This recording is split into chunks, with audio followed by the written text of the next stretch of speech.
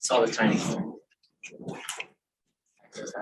Did you come by and kick the tires and get your nose in the again? I just drove that. Oh, I did park your park. There's a big team there. white one?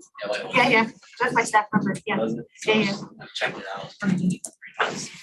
Oh, I didn't go in. come by and get, yeah, happy to have you come and sort of look at the inside, because it has its own kitchen, it has its own bath, it has a loft, so like it's not your typical, homeless shelter, two or three notches up, even 2 or 3 notches up from the vets. Village. Yep. Okay. Yeah, I was walking the street, just walking. Yeah. I was walking the street for another reason. Oh, yeah. So I just happened, I was like, Yeah, and that's the lot next to us, the empty lot that we're trying, that we're in the process of purchasing. That's where we want to put them, as far as our village concept. So, yeah. Long one? Yeah, we're gonna sign up for it. No, I didn't. It's through their website. Record said that was the first one. This week. Yeah, sure. thank you. And then you gotta come by and see ours, because ours is better. Look, if my wife would allow it, I would totally sell everything and just be in a small house like that. Yes. For the military, that's like being minimal. That's all. Yeah. Yeah, it's the way to live. Yes. I should all live like that.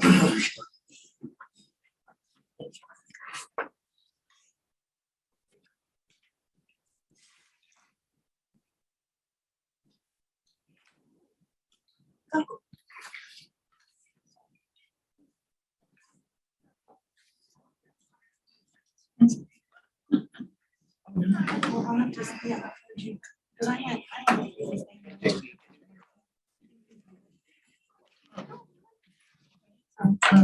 Need napkins. Susan?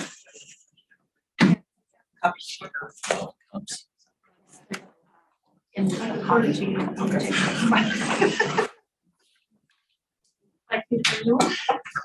All right, this hybrid meeting of the city council, members of the public can view this meeting live on Channel 8 City's website and YouTube. Live Spanish translation services are being provided for tonight's council meeting by telephone. Please dial 720-386-9023 and use code 104091 *. Interpretación en español para esta reunión del Consejo Municipal por teléfono. Marque el número 720-386-9023 y utilice el código 104091 #. All right, first up is our Park Recreation and Golf Advisory Committee annual update. I'll invite Delilah Collins and Josh Hood, co-chairs of the PRG Advisory Committee, forward to give a presentation.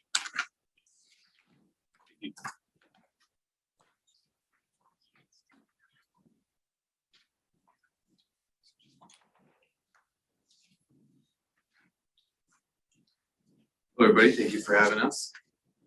I'm glad to be here. Josh Hood here with Delilah Collins. We are co-chairs of the Commerce City Parks Rec and Golf Advisory Committee. So we just wanted to provide our annual update. The Parks, Recreation, and Golf Advisory Committee serves as a voice of the public. Sorry, get a visual there. We advise the city on issues related to planning, construction, regulation, maintenance, repair, and operation of city-owned properties, as it pertains to parks, golf, and recreation centers. So it applies to the golf course, the 2 recreation centers, and then the city-owned parks. Take a moment to list the volunteers on the committee. We do have a total of 13 members on the committee. Along with Delilah and I, we have city council members Susan Noble and Craig Hurst. Also have Oz Flores, Alejandro Garcia, Desiree Martinelli, Sean McDowell, Caitlin Nares, Chris Nyyork, Katie Southers, Michael Stegman, and Paul Wheelander. I will turn it over to Delilah. And this is gonna be very interesting, doing the PowerPoint deck and the computer, so I'm gonna do my best. So our meetings are held in person and on Zoom for those who cannot attend. We've had staff presentations over the past year that include, but are not limited to, forward-facing and internal-facing projects such as fitness and wellness events, golf programming operations, the Prairie Ways Action Plan, and PRG Department Structure and Vision Mapping. We also took a tour of the city in April of 2022. Some more highlights that we've gone through this year is the comprehensive plan. We've provided feedback on that. The Buffalo Highlands subdivision presentation, that was super informative and gave those folks on the committee a good idea of kind of what happens when it comes to code requirements for private parks. We've provided feedback for redistricting for the city clerk's office, website feedback, provided ACOS grant application support letters, and then we had a social in December, which was very fun. Carolyn led us through a discussion about the orientation for our new members that come on to the committee. And so we found that very informative to help us kind of organize ourselves and find areas of where we could post things online versus sending things out via email. So it was very, very helpful. We have a new community member report, community engagement, interaction, updates, and feedback. That was one of the ideas that we had from our from the meeting. And basically that's members of the PRG just kind of go out and experience the amenities of the community and then share back with the staff and provide feedback on areas where there needs to be feedback or just share our experiences. We've got a lot of future topics that we've identified, anywhere from public safety, parks, trails, and facilities, economic development, growth and statistic demographics, and bringing all city boards and commissions together for a meet and greet. I knew this was gonna be a problem. So this year, recently, and we adopted a budget and work plan. And thank you to council for providing us some money so that we can do some of these things and provide outreach items to give away. So we spent a little bit of time of thinking about that. And we also looked at our work plan for this upcoming year. So we have the PRG master plan update that's coming up. We want to meet with the city of Brighton Parks and Recs and just to kind of bounce ideas off each other to see how they're doing things and how we can do things and how we can actually work together because we are fairly close to each other. We have committee members participate in the PRG program or service. So we do require that our members of the committee participate either through an opportunity where we're partnering, say, for example, with the QCF. We had the 80s prom. If I didn't see you there, I was missing you. And then committee members volunteered at special events. So we did implement some things to get our committee members involved, as well as, you know, showing our face and providing that face to the PRG. Those are some of our highlights for this year. Are there any questions? Yes. Yeah, what did you wear to the 80s? So I had on a hot pink tulle skirt and an 80s t-shirt with neon. So there was a couple of camps. You had your Run DMC folks with the Kangos and the chains, and then you had your 80s punk, which is where I went. And then you had some legit prom dresses and a couple of mullet wigs. So it was actually pretty fun. That's great. Sorry I had to miss it. That's okay. Anyone else have any questions? All right, well, thank you very much for your time. If you need anything, just let us know. Well, we want to thank you for your service and volunteering. Really important. So thank you so much. Yeah, thank you. And great presentation.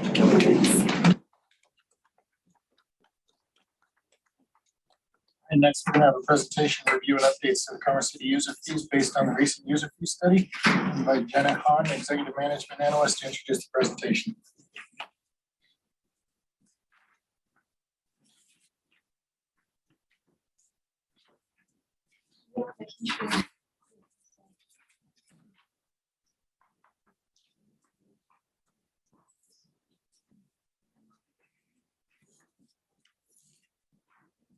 Mayor, City Council, my introduction this evening will be brief before I hand it over to our consultant for this evening. But as you all are aware, for the last year and a half, city staff has been working with Willdan Financial to undergo an impact fee and user fee study to assess our fee needs as a growing city. Tonight, we're here to look at the user fee specific portion of that study. Our consultant, Willdan Financial, specifically Tony Thrasher with Willdan, is here virtually. He lives in California, so apologies that he's not here with us tonight physically. But he's going to run through his presentation, methodology, and fee recommendations with council. You'll have plenty of opportunity to ask both Willdan and staff questions about our fee recommendations. The hope is that tonight we'll get direction on whether or not the proposed fees are in line with council's vision, and then we would come back to you all in an upcoming meeting to make these fees permanent. With that, we'll turn it over to Tony. Thank you, Janet. Hello, everyone. So I'm going to start off with an explanation of exactly what's included in the study, then go through the process, and then ultimately the results. Now, the results that we have within the presentation are on a summary for kind of each of the fee groups. There's a lot of things happening within the fee analysis, fees that are changing to different degrees. And so the report is really where you want to go to see the individual changes. It's very specific. But as we go through it, if you have any questions, just feel free to interrupt me and I'll address them as we go, okay? So I'll start off with what are user fees, because that was kind of the scope of this study, right? User fees are defined as services that provide primarily private benefits with limited community benefit. Now, there are community benefits in many of your services, but it's based off of their actual effect on the community. When we're talking about how they're requested for service, things like building permits, planning activities, they're considered a private benefit in that the requested service is being provided directly to the applicant, right? So state law requirements is that we determine the cost of each of those services, and so that you can determine a reasonable fee. That's our maximum. Fee levels, cost recovery is determined through city council fee adoption. So ultimately, you will be deciding on where to set fees. But also, very importantly, we are not including development impact fees, utility rates, taxes, or other things of that nature. We are just talking about the operational cost of services. So why update user fees? And ultimately, the services that we're talking about are primarily within your general fund. And so if they are not funded, then they tend to have to draw upon other unobligated funds. And so it limits the amount of funding that you could use for community benefit or public safety type items. And then with further subsidization, you could run into instances where you could have a decrease in service quality if they're not fully funded. It's also good to know what your cost of services are so you can make policy decisions on where you want to go with your limited resources.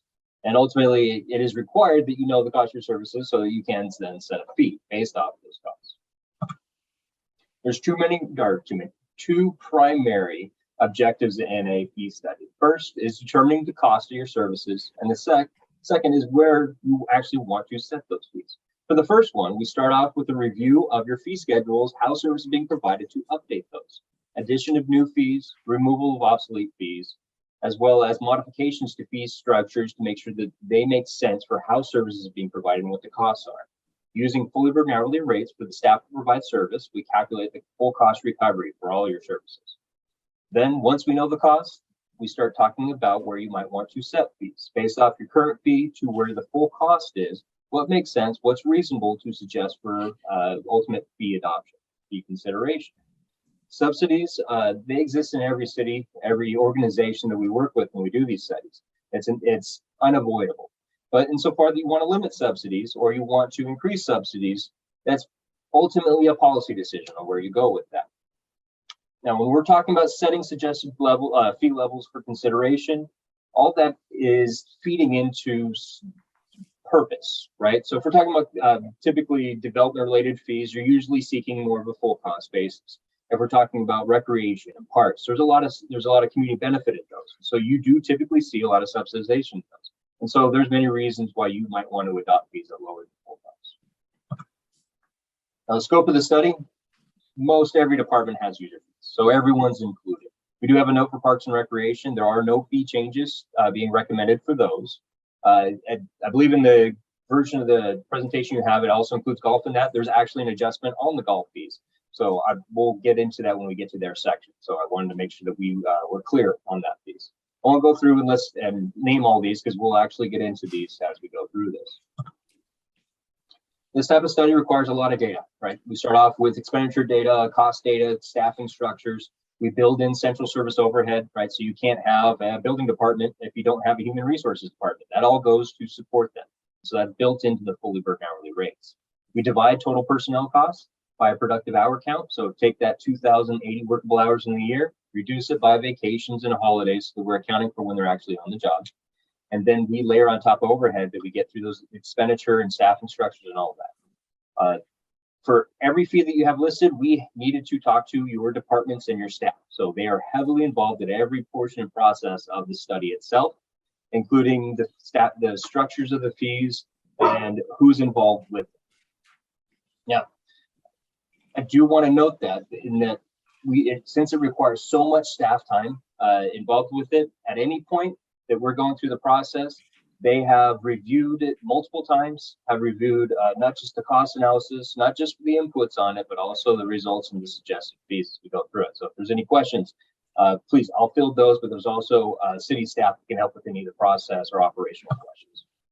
Here's a graphical analysis of or a representation of how the flow of the study was. We start off with model development, where we collect a lot of data to build the fee model so that we can calculate department divisional overheads as well as the fully burdened hourly rates. Then we meet with the departments to review their schedules, their fee schedules, their structures, to update those so they make sense moving forward. Then we collect time data so that we can calculate the full cost for services.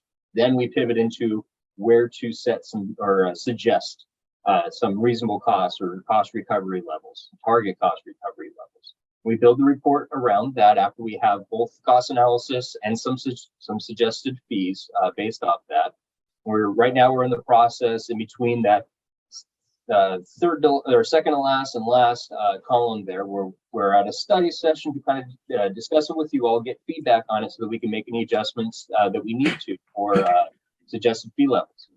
And the ultimate goal is to go to a public hearing so that your recommended fees can be adopted. So now we'll get into the individual fee sections. There's some redundancy in here that you'll hear because most of the cost analysis that we do is it's not time and motion, but it's a reasonable cost estimate tied to the fully burdened hourly rates. And the other part that's going to feel a little redundant is we found that services are currently under recovering the cost of service. It's been some time since you've had a full analysis. So as a result of not just time, but also with increased inflation and through increased process needs through development and so on and so forth, costs go up. If you don't increase your fees, you end up having fees that are below the full cost of service. So the suggested fee notes in the report would have an increase of 5 fees limited to 50% increase maximum. So that's 50% or the full cost, whatever's less. 3 fees would remain as currently set. 1 fee would change from valuation based, or would change to valuation based from a flat fee. That's a typo in there. 16 new fees would be added, average fee increase of 30%. Some subsidies would remain as a result. Now the building permit services, for that one specifically, those are currently operating at a 77% cost recovery. So it is recommended you go to 100% cost recovery for that. For community development, the time-based cost analysis, current fees are subsidizing.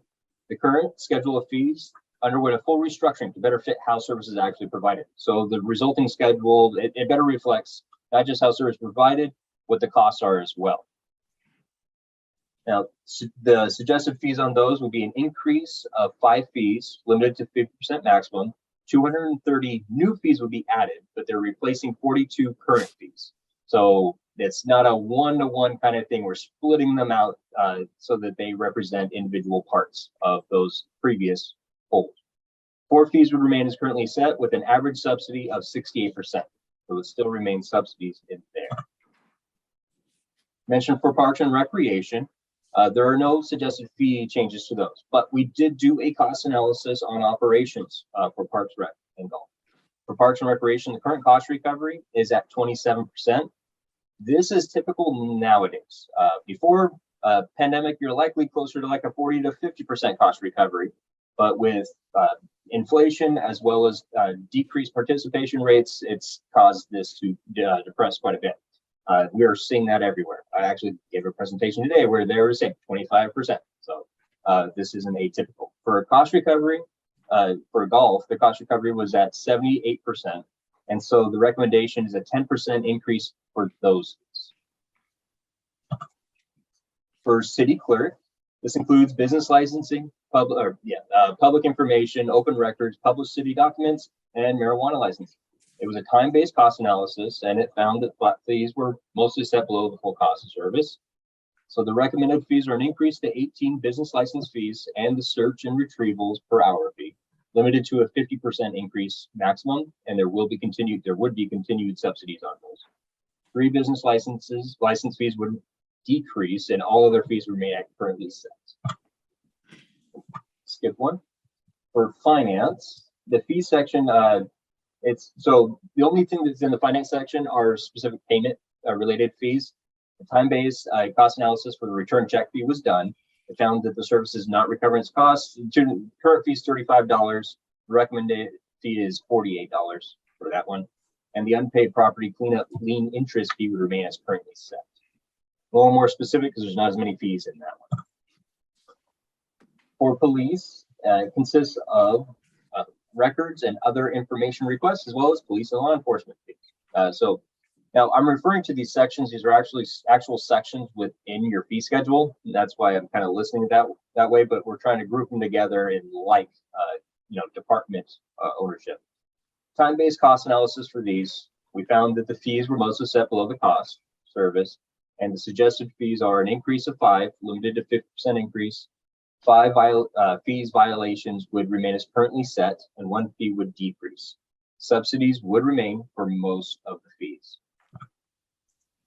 For Public Works and Engineering, it's not just the Public Works and Engineering, but also small cell telecommunication facilities.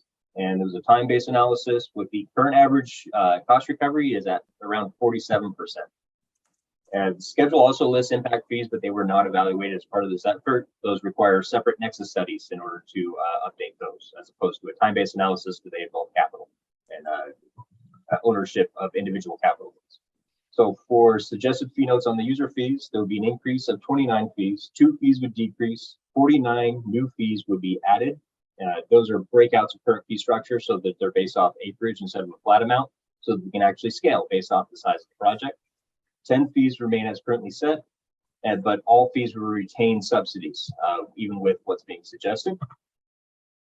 There's other fee sections that are included within the report, but they were not changes or evaluated as part of the study. Those are listed here. We did do some targeted comparisons, so we could look at some commonly used fees or some common ones that you can compare across, because I'll get into it in the next slide, but really comparisons are only good for just looking at what your neighbors are charging versus what you're charging. It doesn't tell you about their costs or subsidy levels, who's providing the service, when they last did a study, and a number of things. But in general, looking at some of these common fees, we can see that what they're charging or how they're charging versus how your city is. And so when we did this, by and large, your current fees are below what your neighbors are charging. And with the suggested fees, you're still staying pretty much in line. You'll see some variation in there. For instance, we did Aurora's fee schedule in their study recently. And so I think they adopted it in October of last year. And so that's probably why you're seeing them a little higher, because I don't believe the others have done full studies recently. And then Denver as a whole has some additional economies of scale where they can charge lesser for that sort of thing. We see that in many really large cities as well, doing city of Los Angeles, and they have the same issue. Here's that slide I mentioned. So comparisons are good. They tell you what your neighbors are charging versus you are, but as far as cost policy goes, they don't fit into that. It's really, typically you want to use your own cost recovery goals to set your fees with an eye on the comparisons to make sure that you're not getting out of line. We're not seeing that in any way based off the suggested fees or even really the full costs, right? Aren't even, yeah, I wouldn't consider them irresponsible, but at the same time, the suggested fee levels that we have in the report are to help ward away any elasticity effect of increasing fees. So if you're looking to get full cost, we typically recommend staging in large increases over multiple years so that you can get there without it being any kind of rate shock, right? Policy considerations. Started this at the beginning, but general standard. If I am receiving a private benefit through a service, then you should charge me the full cost. So, you know, my neighbor isn't having to pay for, say, my addition, or their tax dollars aren't having to. But I've never worked with a city that doesn't have some level of subsidy. So that's why you still see that within there, especially because you're going from lower fees and trying to catch up to get closer to full cost. Now, certain subsidies are, keep in mind, so there's many reasons why you might subsidize your fees, right? Promoting access to services, think of youth, senior services. That's why you see a lot of subsidy within your parks and recreation. We don't recommend that that you see cost recovery on those sort of things, just because it would be debilitating, right, to your fee levels and your participation levels. At the same time, your development fees are still quite low. They're quite low now, and with the suggested fees, you're not getting to full cost. So we would recommend you continue that progress towards getting to full cost. But the general standard is to use an inflation factor, even if you're not taking jumps to get to full cost recovery. That way you're trying to keep up on your costs in the years in which you're not doing the full fee analysis. That last bullet where it says 3 to 5 years, ignore the 3. That would be my boss saying that. I would recommend 5 years. The reason why, staff would not want to do this process every 3 years. You don't need to. You're not going to have that much of a structural change within the city that would warrant that sort of thing. So instead, 5 years allows you to have a inflationary increase on those off years with that full study every 5. Okay. And I'm here to answer any questions you have, and we can kind of go through it and see what you'd like to see.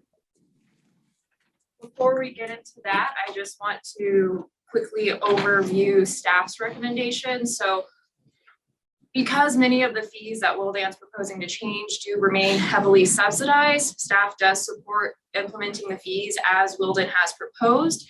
You have a specific PDF document in your packet that shows the subsidy percent for each fee that would be changed. So the only 2 exceptions that we have as far as following Wildan's recommendations are, number 1, not implementing that golf change fee in 2023. Our recommendation is to hold off on that until 2024, and no other parks or recreation fees would change as a result of this study. And our second recommendation is to increase the oversized vehicle parking permit from $50 to $500. But otherwise, our analysis and recommendations are in line with what Wildan has prepared for you all tonight. So with that, certainly ready to open it up to questions for staff or Wildan. Question. So on section 5, under community development, there is a 1 on here. This is priority case application review service fee from 500. It looks like we're looking, the suggestion was to change it down to 100. So my first question is, I guess, what is that? What is that priority case application? What exactly does that entail, and why would we decrease? Great question. And so to give you some background, the priority case review policy was implemented just over a year ago. And the idea behind that policy was to cut our review times in half for projects that were of significant interest to the city. So think about a hotel project, for example. That's a project that would qualify for expedited priority case review. The idea was because staff would be reviewing it significantly faster, we should charge a fee for that. However, we have since changed the way that we've been going through that program, and we determined that we did not need as many staff members involved in reviewing those priority case applications. So we reduced that fee from $500 to $100 to reflect the actual staff hours that were going into those applications. That said, with the overhaul of the community development review process that we have in the pipeline, that priority case process is going away because all of our projects will be reviewed quicker. So that fee is not going to be around for too much longer. The other question I had too, I guess regarding the, and I could be completely off base here, so please correct me if I'm wrong here.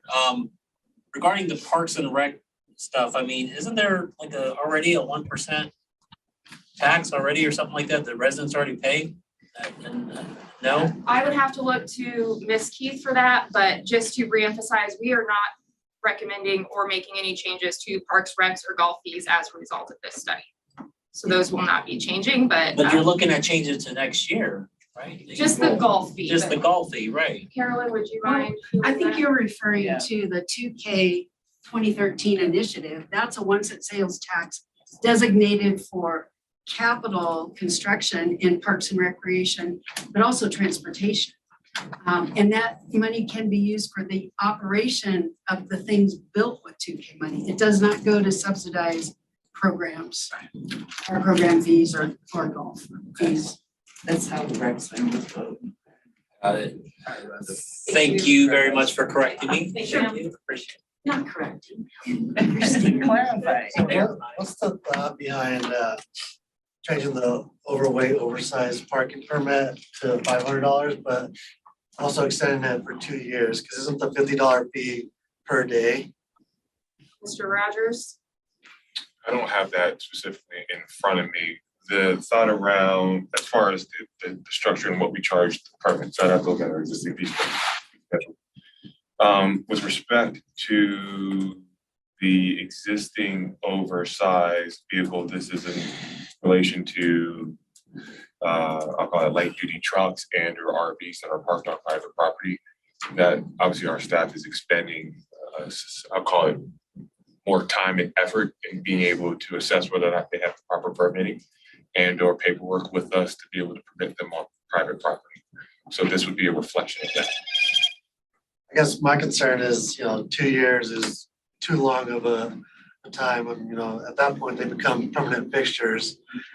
And we already have a problem, especially the southern side of the city with RVs, illegal truck parking, all these issues that I'm just afraid having a 2-year permit is going to exasperate that. So we can definitely, as part of our discussion on May 8th, talk about the process. This would just be a capture of that process within the actual dollar amount. So that is something that we can tackle, which this does not. Once again, this is just a reflection of our existing process and the dollar amount change and being able to capture the time and work and effort of our staff. So if we want to change it from a 2-year permit to a 1-year permit that's annually reviewed, we can do that through updating our various sections within the municipal code that would capture that reference staff. And is it per day? I'd have to pull the $50? existing fee schedule and take a look. Because that's quite a switch. I think it's per year. Yeah. Parking on your own property is per year. Oh. So it's not 2 days. I got, so the per day fee, that is for overweight moving permit.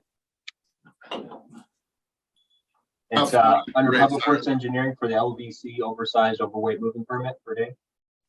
That's set by state law. I run that program at the state, so they can't go higher than that. So there's 2 of them on here, and there's the parking permit, and then there's the moving permit. So moving permits per day, state law, and then there's the overweight parking permit. That's the 2-year currently. Where's that in the fee schedule? So it's page 73 of the report, the PDF report, and may have gotten differently numbered in the agenda packet, but under section 17 for Public Works and Engineering is the moving permit per day. And page 86 of Neighborhood Services, section 13 has the parking permit 2-year permit.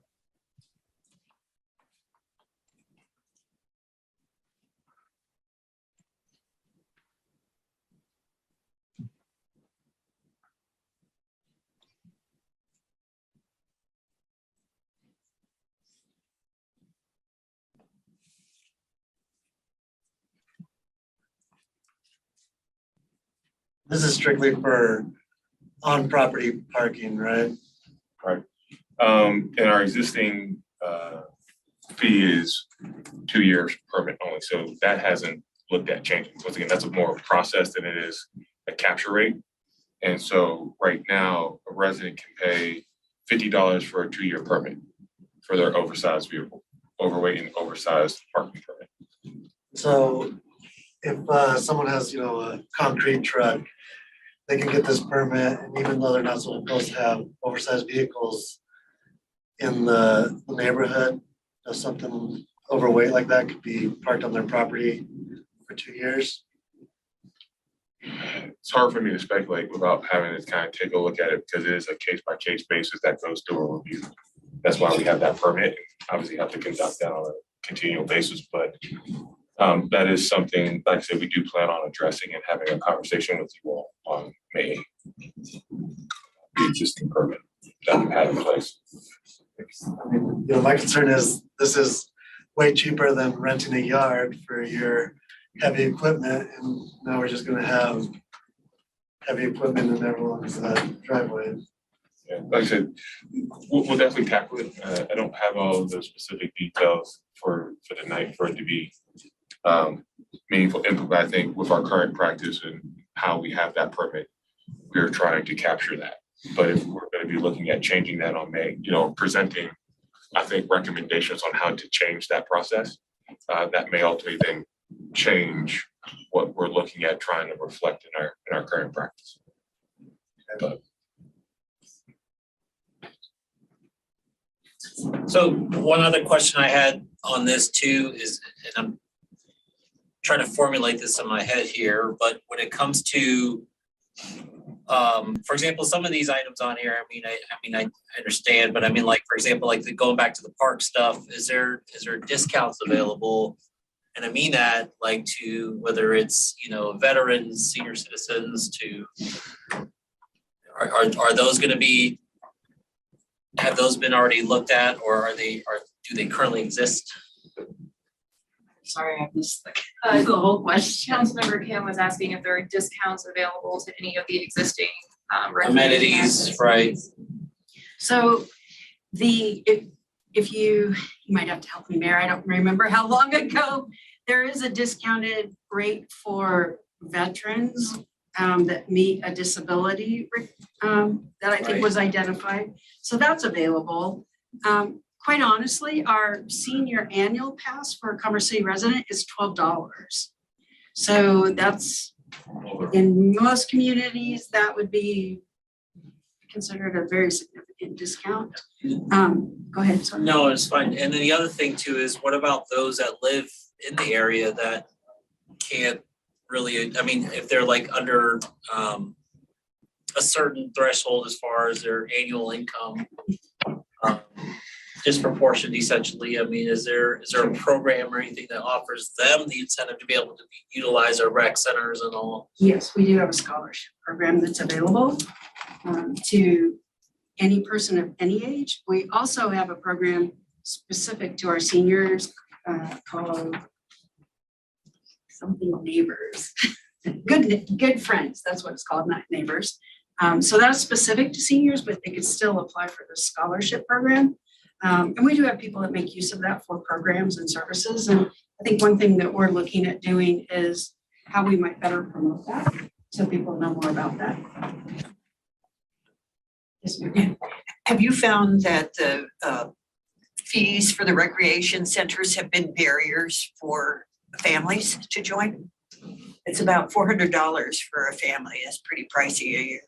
Well, we also offer monthly options. So people can break that fee down if they can't pay that fee all at once. That's for a family of 4, I believe. I'd have to look at maybe I shouldn't say that. We do, it's broken down by like 2, family of 4, and then if you have more, you're adding. I don't know that I could directly answer that question because I don't know that we would have any statistics of people that have just decided not to purchase an annual pass. Maybe they decide to purchase daily passes or punch card or something. But if people talk to us about that it isn't affordable, or let's say they have a special circumstance where maybe their primary income earner is been hurt, or this is a situation we've had in the past. So we worked with that particular family to help them during that time of need. So I can only tell you about people that reach out to us. I don't really know how we would identify with people that don't necessarily reach out to us. What I would tell you is I think, and part of the reason you're not seeing any information on the fees and charges for parks and recreation, we do have a cost recovery program in our department that eventually we'll bring to city council. And that really, your job in that is the philosophical piece of how much do you want us to subsidize this group of programs? And it's based on some similar philosophy of individual and community and fully community benefit. But those, during our PRG master plan update, we'll be doing some surveying. And I think that possibly what we'll look at is asking how people feel about some of the fees. But when we haven't looked at our annual passes for a while, I'd have to go back and get the data on when, but we're typically looking at what Brighton, our neighboring communities are charging, and we're either at or below those amenities, or those charges. But to answer your question specifically, if someone doesn't come to us and tell us they need help, we don't know. So if people have ideas on, how we. It'll be good to get find that out. I out. have a couple of more questions, I'm sorry. unless you wanted to follow up. Kind of to follow up with that, is that okay? All right, go ahead. Just to kind of offset when it comes to a larger family, I noticed the family of 4, it goes up each additional child $35. Let's say past a child of family of 5 or family of 6, decreasing that, so it'd be $5 each kid instead to kind of offset the cost burden for the I would just tell family. you, we've set the fees based on a formula and what was approved. That's why we have the scholarship program. If somebody really can't afford that, we will work with them. So if they have like a family of 7 or a family, just like a larger family, you'll work with them. Yeah, they just need to, our scholarship program, basically if people qualify for other programs, we're not asking for a lot of information. And they do need to be Commerce City residents. I just say that because there are Denver folks that use our facilities. I wanted to ask about, not ask really, but about the fee for the solar panels, which were higher than in other communities at $250 for the inspection. And I hope that we can incentivize people doing solar panels and find a way to subsidize that in the future. That we look at clean energy as something sort of different than other kinds of energy in terms of subsidies. And this other part is, when you were doing the study, did you find that any of our costs needed to be raised because of inefficiencies in departments? No, so there's a small piece of this which is looking to see whether or not the time data that we're receiving, the time estimates from staff, are reasonable based off of how much time they have to actually work in a year. But ultimately, they are the subject matter experts, and I'm not a planner or an engineer, and so I would not say that I am judging their efficiency in providing service. But based off of the costs, the full costs that were received through the time estimates, they did not look unreasonable based off of what we typically see. Thank you. Going back to the PRG, what is the annual revenue from recreation center passes? I would have to get that for you. Happy to report that out in the city manager's report this week if you'd like. Could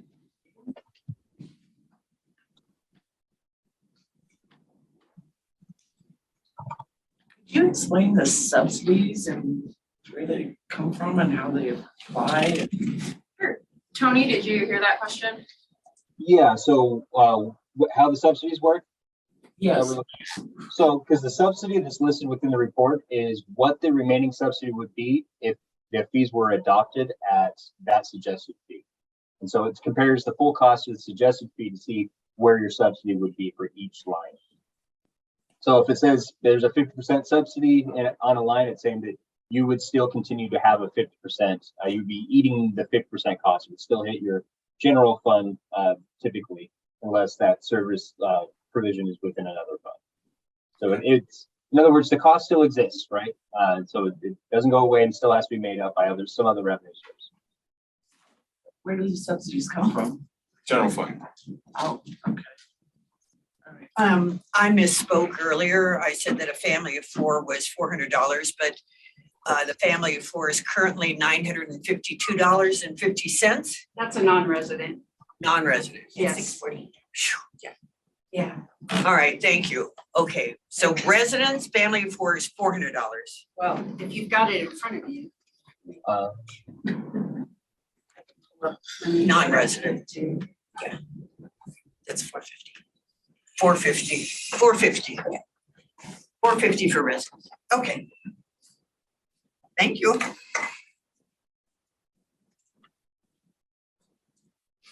Obviously, we want everybody to be healthy. Absolutely. Yeah, even though I don't go in all the time, but other people. And we will be coming back to you to talk about parks, recreation and golf fees. That wasn't the intent to discuss those fees tonight. So we'll have a full presentation at a later date. Thank you.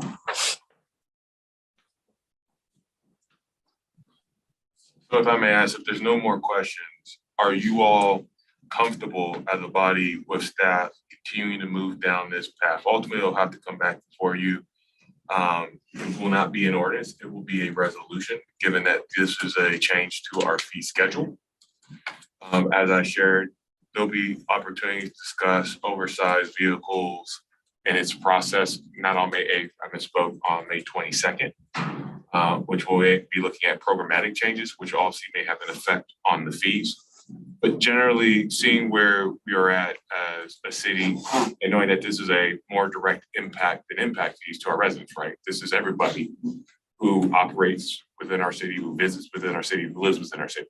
So we are wanting to be sensitive to this and understanding that, right, we don't want to start off at 100, but we want to work towards that at some point in time to try to mitigate the impact. Fees come at different times. Are most of these kind of front-end fees when we're doing new development, or are these factored in on a different like annual basis or something like that? I know it's a general question because we're talking about quite a few fees, but most of it is occurring during development, correct? The majority of the fees that you're going to find are tied to development, and that's at the front end, and there's a cost to the applicant, whether that's commercial, whether that's residential, whether that's industrial. And that's across the spectrum of what we're doing with our reviews.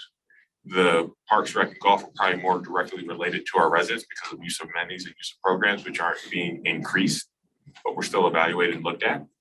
So you're really seeing how this ties into the development aspect of what the city does. And like I said, there's nothing saying that you all cannot further that subsidization or incentivize certain aspects of that, whether that's commercial, whether that's solar panels. It's just more or less, if that is an interest of the council, then that's something we would explore before bringing back a resolution for you all to take action on. I guess let's follow up. I think critically for me, I just want to make sure that the fee schedule is changing mostly for business and new business, but direct fee increases to residents, we need to be real smart about that right now. I didn't see anything in there, or if it wasn't egregious, so it didn't catch my attention, but that's all I would say from just a personal philosophical standpoint. Everything's going up, it's gonna cost more. It makes sense to increase fees because our costs are going up to inspect everything that we expect. And so my one concern is just, I have to say it out loud, is no direct increases to residents at this time. Yeah, I would dovetail on, oops. I'm using the software in here. I want to back up Craig's comments because, you know, there's still a big learning gap for residents in terms of understanding the property taxes that that we charge versus where else their charges go. So they're assuming that Commerce City pays for a lot of stuff when in fact we don't. So they think that they should be getting that as part of the property taxes that have gone up exponentially this year in the notices that they're receiving, when they're actually coming from other sources, in particular, the Metro District fees that have done a big jump. So I'm not sure people completely understand. So there should be an education aspect to this as well before any fees are charged, any additional fees.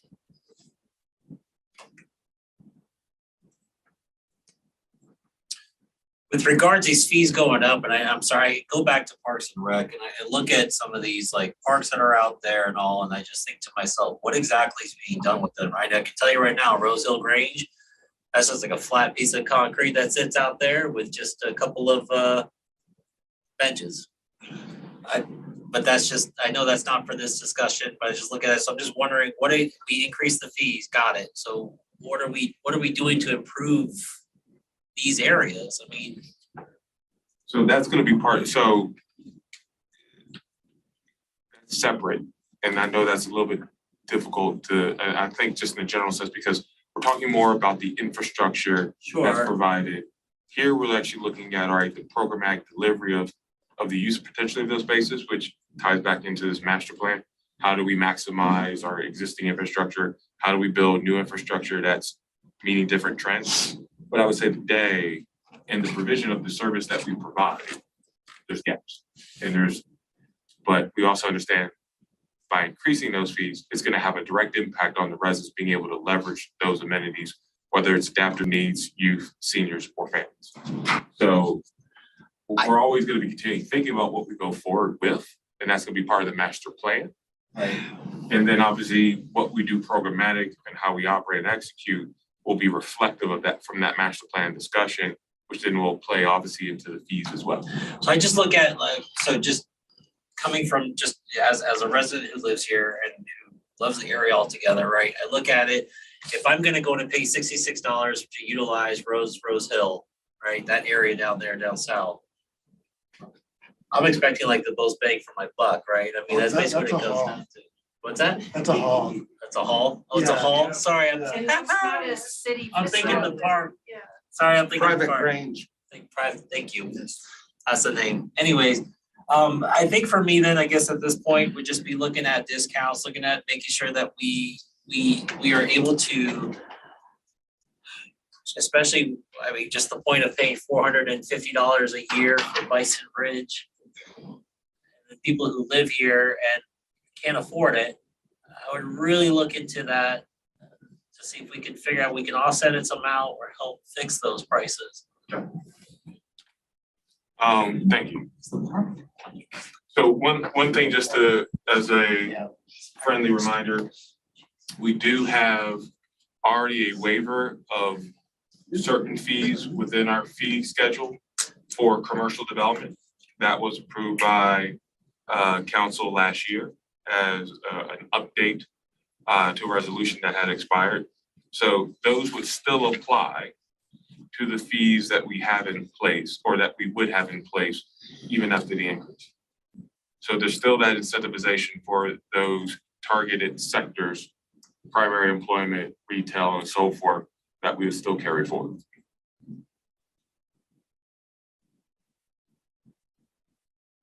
So as I say, a quiet acceptance of continuing along this path and being mindful of some of the feedback that we received. Okay, thank you all. Yeah, I would just say this, never mind. It's already been said. We'll make sure to capture those when we do come back out with a resolution.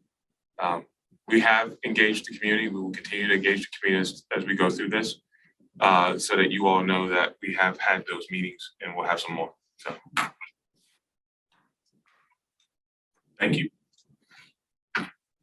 All right, we got about 10 minutes till the URA starts, so we'll just take a break until then.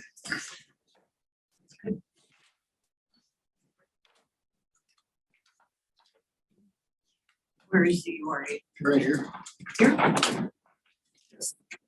Staff's just gonna move back off the table and then your members that are present will be around the horn.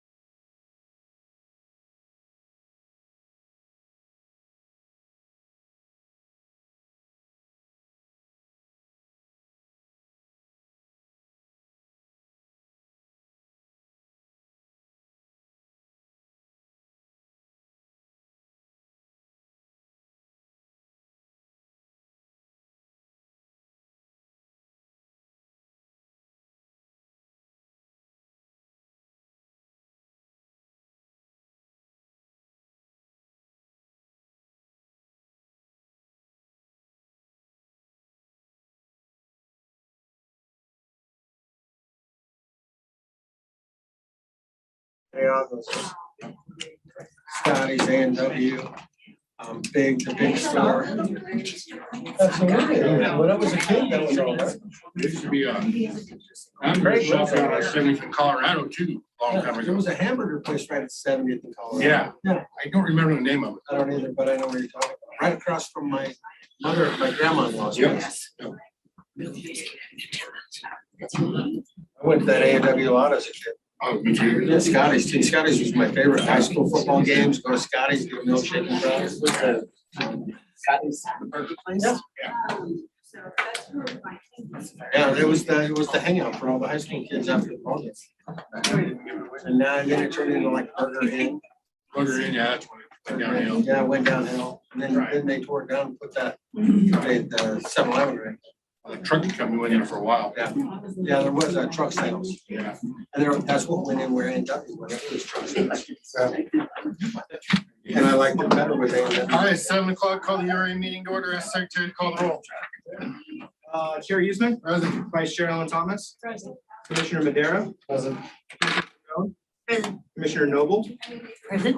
Commissioner Hurst, Present. Commissioner Kim, There. Commissioner Ford, Present. Commissioner Douglas, Commissioner Tedesco, Commissioner Lovato. Yes, I believe Commissioner Lovato is actually up front, and then Commissioner Machuga. Here, present. I'm gonna go grab that. All right, I gotta need a motion and a second. Excuse the members not present. Have a motion and a second. Excuse the members not present. Is there any discussion? Seeing no request for discussion, vote by vote. All those in favor? Aye. Any opposed? Motion carries unanimously.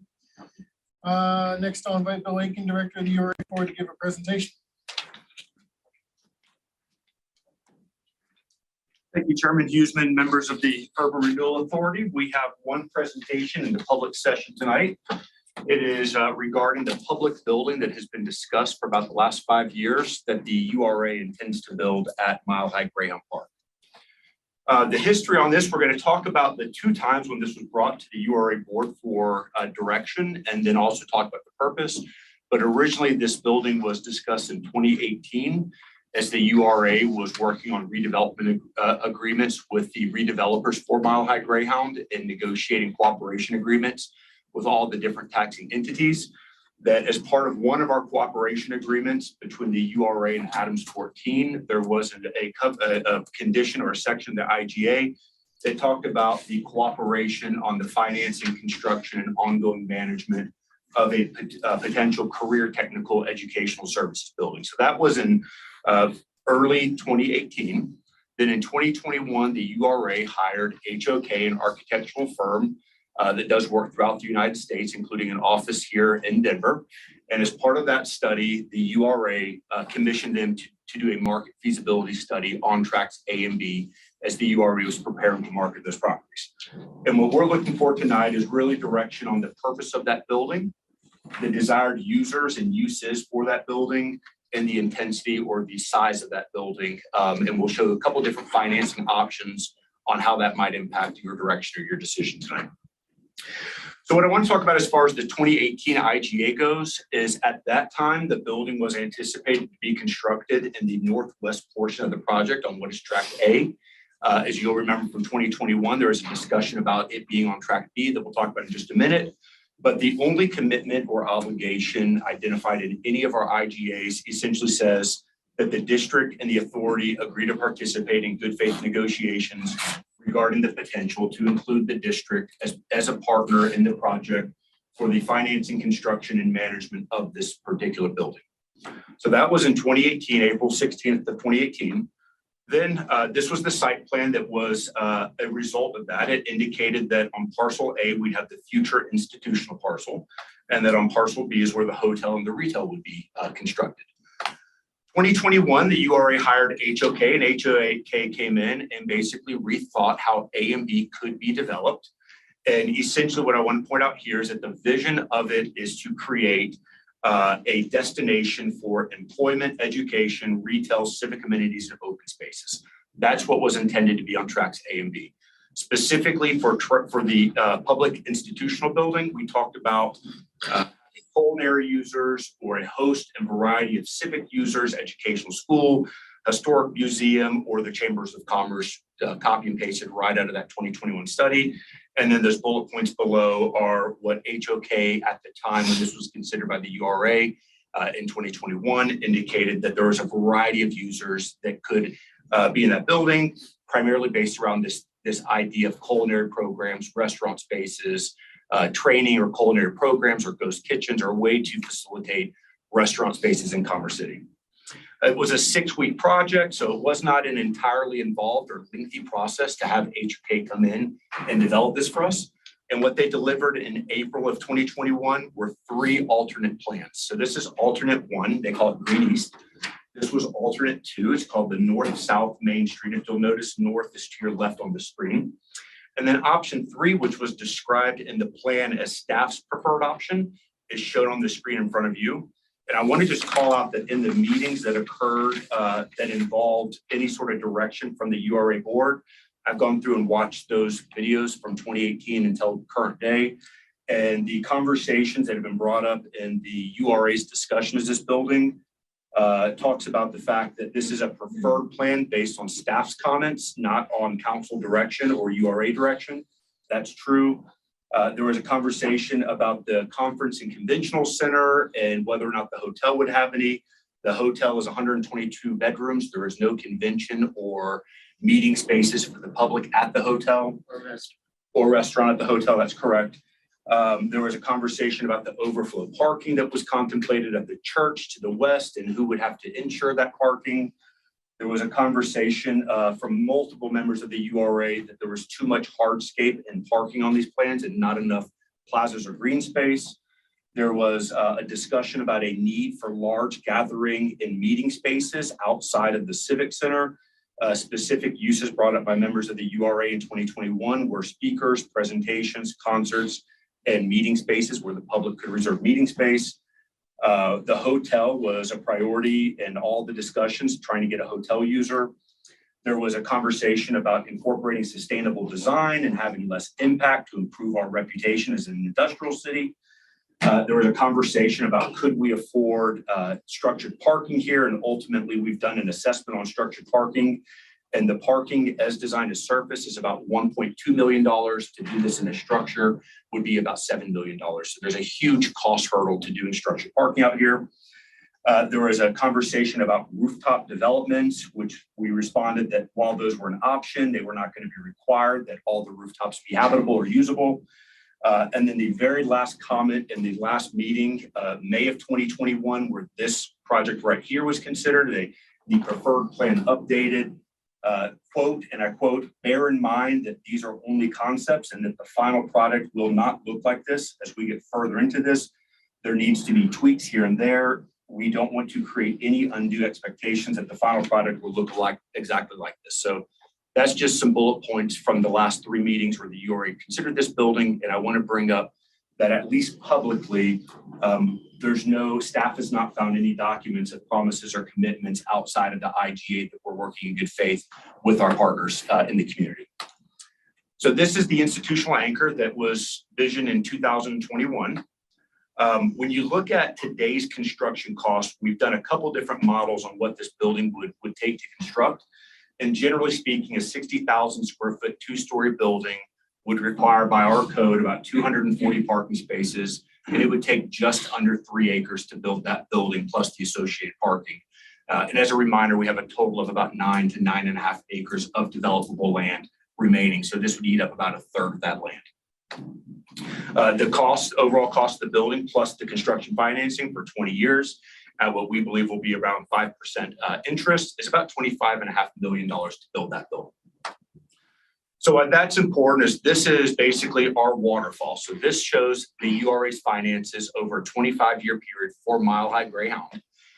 We're at the point where we're starting to generate TIF in the 6 figures, so around $100,000 is flowing in.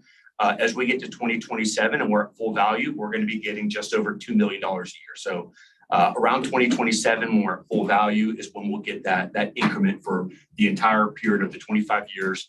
So over a 25-year period with the waterfall dates, which the waterfall is basically the year following the CO date, is when that value would be derived. So again, about $2 million a year full value, and over the life of the project, we anticipate about $40 million in revenue coming into the URA for things that we've already allocated funds and have debt obligation to, and for things that we will consider in the future. So here's what that looks like. As you're aware, the city of Commerce City URA is in debt to the city for about $13.5 million for costs to acquire the land, demo the land, build stormwater, other development aspects of the project. NIGID, the URA did pre-purchase the ERUs necessary for the residential portion. So we owe the NIGID $1.1 million. Region is Rick Wells, who's been the developer's representative for the last several years. We owe him a balance of $250,000 after revenues start coming in. And Greyhound Park, who is Del West, we had a reimbursement agreement with them from 2020 that talked about overrances in phase 1 or phase 2 construction, that if TIF exceeded, if what we collect exceeds what we're spending, then we have to pay them back as a reimbursement. And those costs as of today's date is about $700,000. So all in all, about $15.5 million in debt.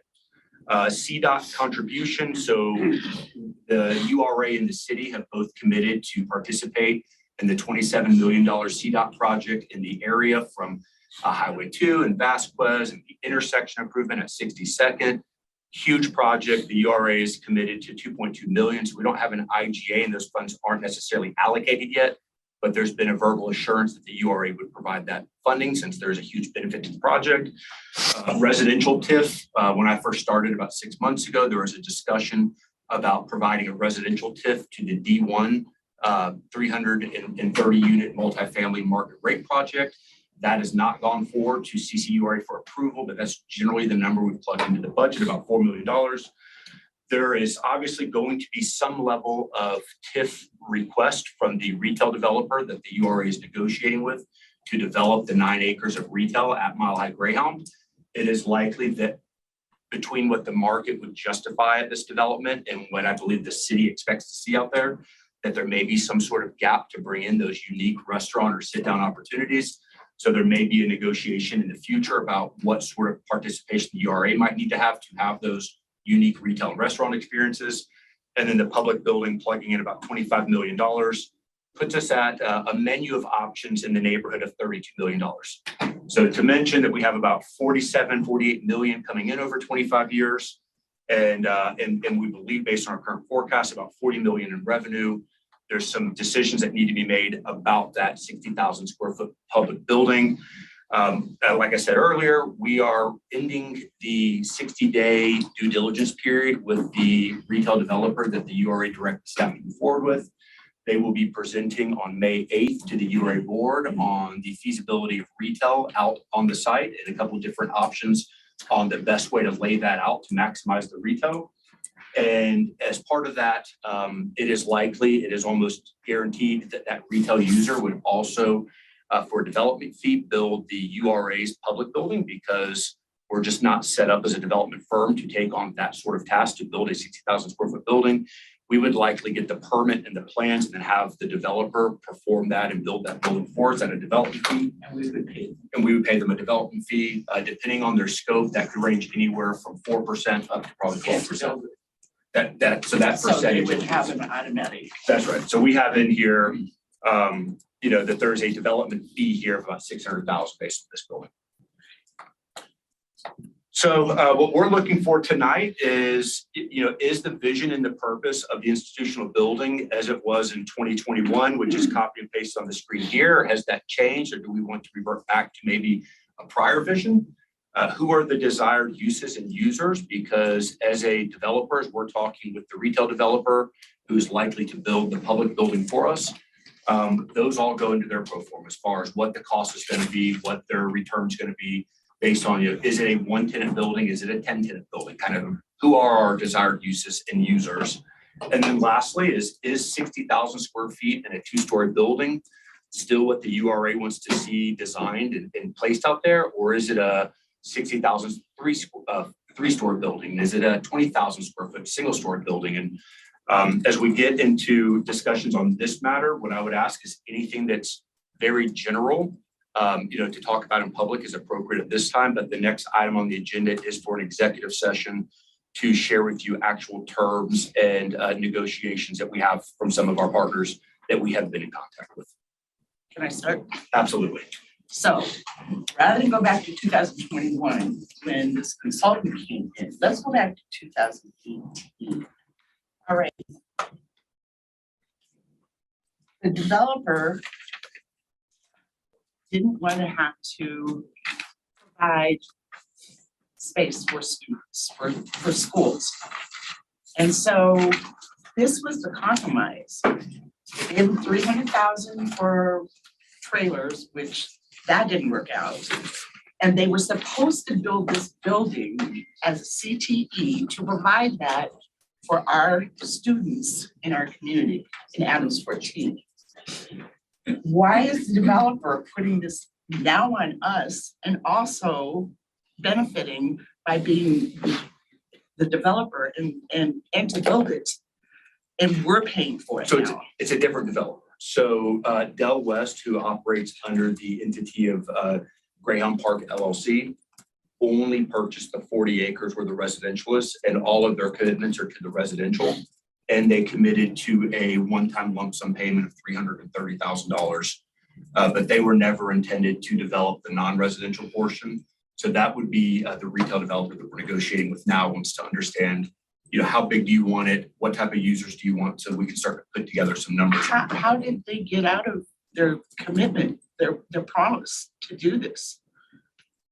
Can't speak to that, ma'am.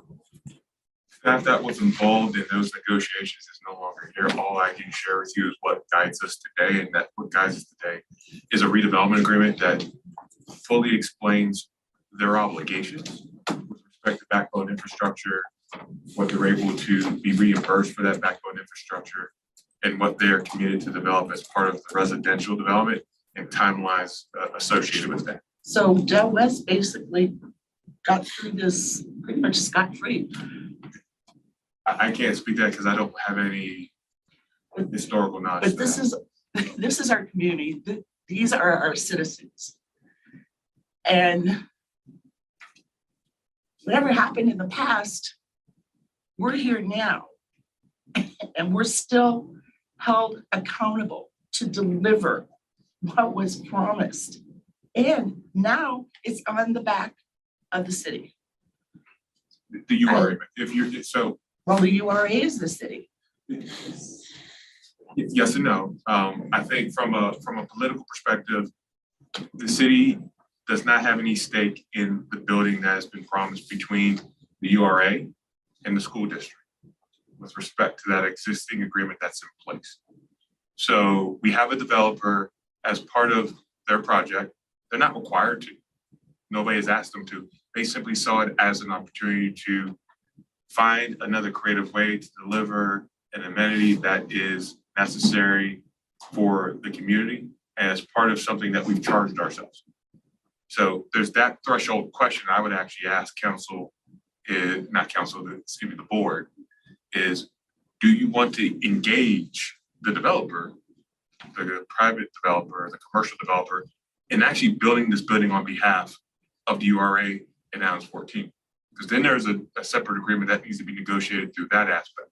If not, what I think Mr. Aiken was sharing with you is our current stream of funds or revenues that would allow us to go forward to build this building, which was, since coming into this office, ma'am, my understanding that we had always, as a URA, contemplated building some facility, whether it was in part to Adams 14 or in whole to Adams 14.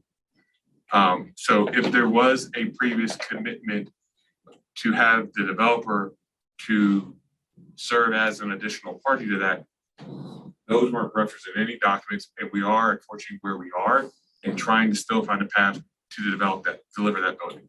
And we have a couple of paths to do that. I think that's what Mr. Aiken was just trying to highlight. I interject? I think given the options around the culinary work, that was with the previous school board and it was based on a hotel being built with the convention capacity meeting space and to work in a CTE program for culinary arts. That's no longer an option. And I will say, I don't think that's a good CTE path for our students. It already exists at the high school. We already have a bistro there. I will say thank you, Bill, for coming to present to the board.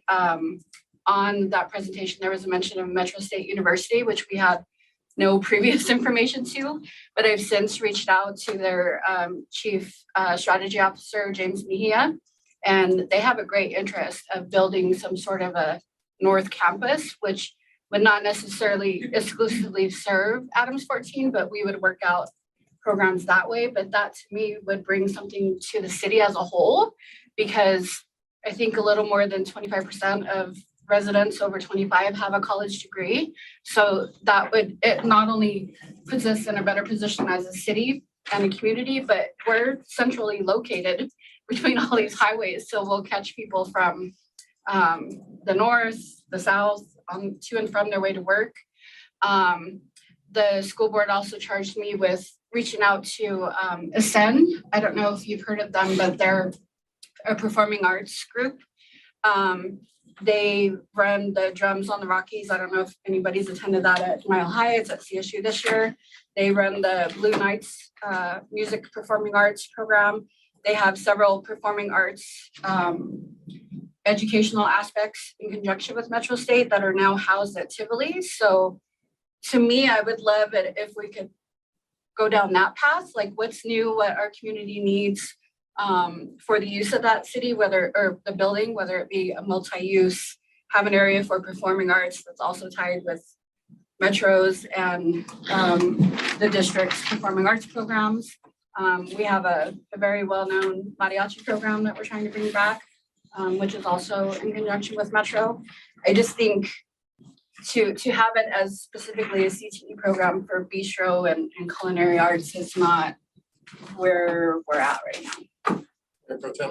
Thank you, but I thought, I don't understand how in 2018, you guys are saying there's no record, or you couldn't find any record, because it should have been documented somewhere in the minutes, first of all, that it was, the whole building was promised to Adams 14, period. And then I don't understand, even if Adams 14 doesn't want, or from what I understand, and it should be in those minute notes from somewhere.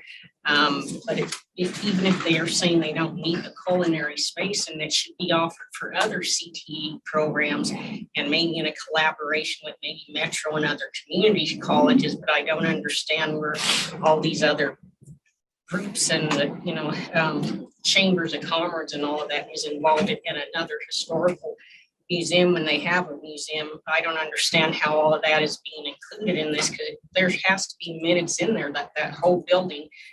And maybe you guys should have reached out to those previous school board members, because I'm sure all of them would say that's what it was. And that's a fact. That's what it was supposed to be for Adams 14. And that's why, like I had brought up before, they accepted that because they just threw those trailers on Central Elementary School and threw them in the trailers. Those other students, in again, the exchange was that they got that building there. So I don't understand how now other businesses, et cetera, are going to be involved in being part of that building. And there's no square footage already marked out for those two entities. Well, please wait until we're called on before we speak. Commissioner Hurst. Obviously wasn't there in 2018, but we've been talking about this since 2019 when I got here, and I never once recall it ever going. We had so many different ideas, at least 5 different paths since I've been on council in the last 4 years. We got on the MSU where we were talking about a nursing program and a program to help people transition from being diesel mechanics to electric truck mechanics. So we've gone that route. We went that route for a while, and then we've done a bunch of different things. So I can never, I remember that Adams 14 got the buildings and $330,000. The $330,000 wouldn't have come if they were going to do something else on this property. And so I mean, if it's not in an IGA, then I don't think we can move forward on it. If we didn't sign an IGA agreement to guarantee the $25 million building, I don't see how we can afford that. Commissioner Kim. My question, and I think back to Mayor Pro Tem's point too, this Historical Society and Chamber of Commerce, where did that come from? How did that get involved into this plan? And I think that's my question, my comment being, I think what Commissioner Lovato was saying, says we don't need a culinary program because we would look at working with other entities, that the space could potentially be condensed to potentially, bring up that cost. But I guess my question is, where did the Historical Society, Chamber of Commerce, where did that recommendation come from as to them being in this facility?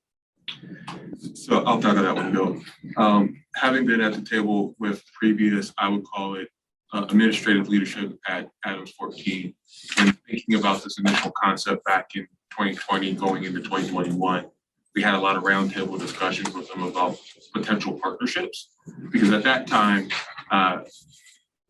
it was clear by that administrative leadership, and I can't speak to the conversation that they had with their board, but they had intimated that the focus was on not necessarily a complete use of the building.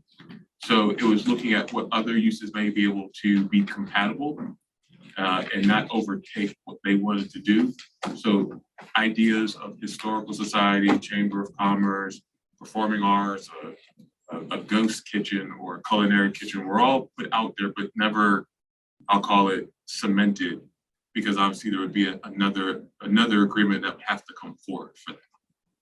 So this is, if I may finish, Professor. So this is not set in stone, correct? We're not saying the Historical Society is going to be there, Chamber of Commerce is going to be there, because those were just suggestions as far as what I'm hearing. No, we had always intended that we were going to have to come back with what was an agreed upon list of building users, that being between the URA and Adams 14, and present that to each board to make sure that we were all on the same page. And that's how we've been operating since we've had this discussion with the makeup of this board before us, and how we've been going back and discussing with Adams 14. Okay, thank you.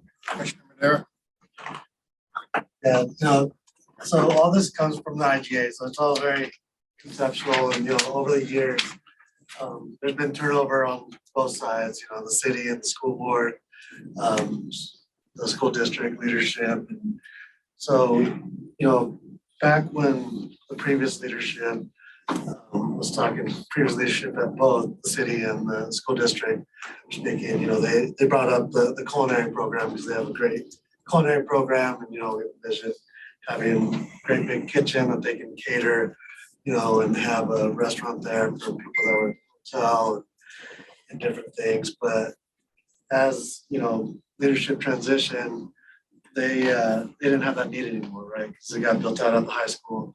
And so we're basically back to kind of square one on this, where it's a partnership. We have to work together with both leaderships, figure out what the school district needs, because part of it is they'd be managing those costs going forward. So it has to be something that works for both of us. And at one point, Metro was brought up as a partner, and I don't know who it was that reached out to them, and they were very interested. So I'm really supportive of getting Metro in here and doing whatever it is.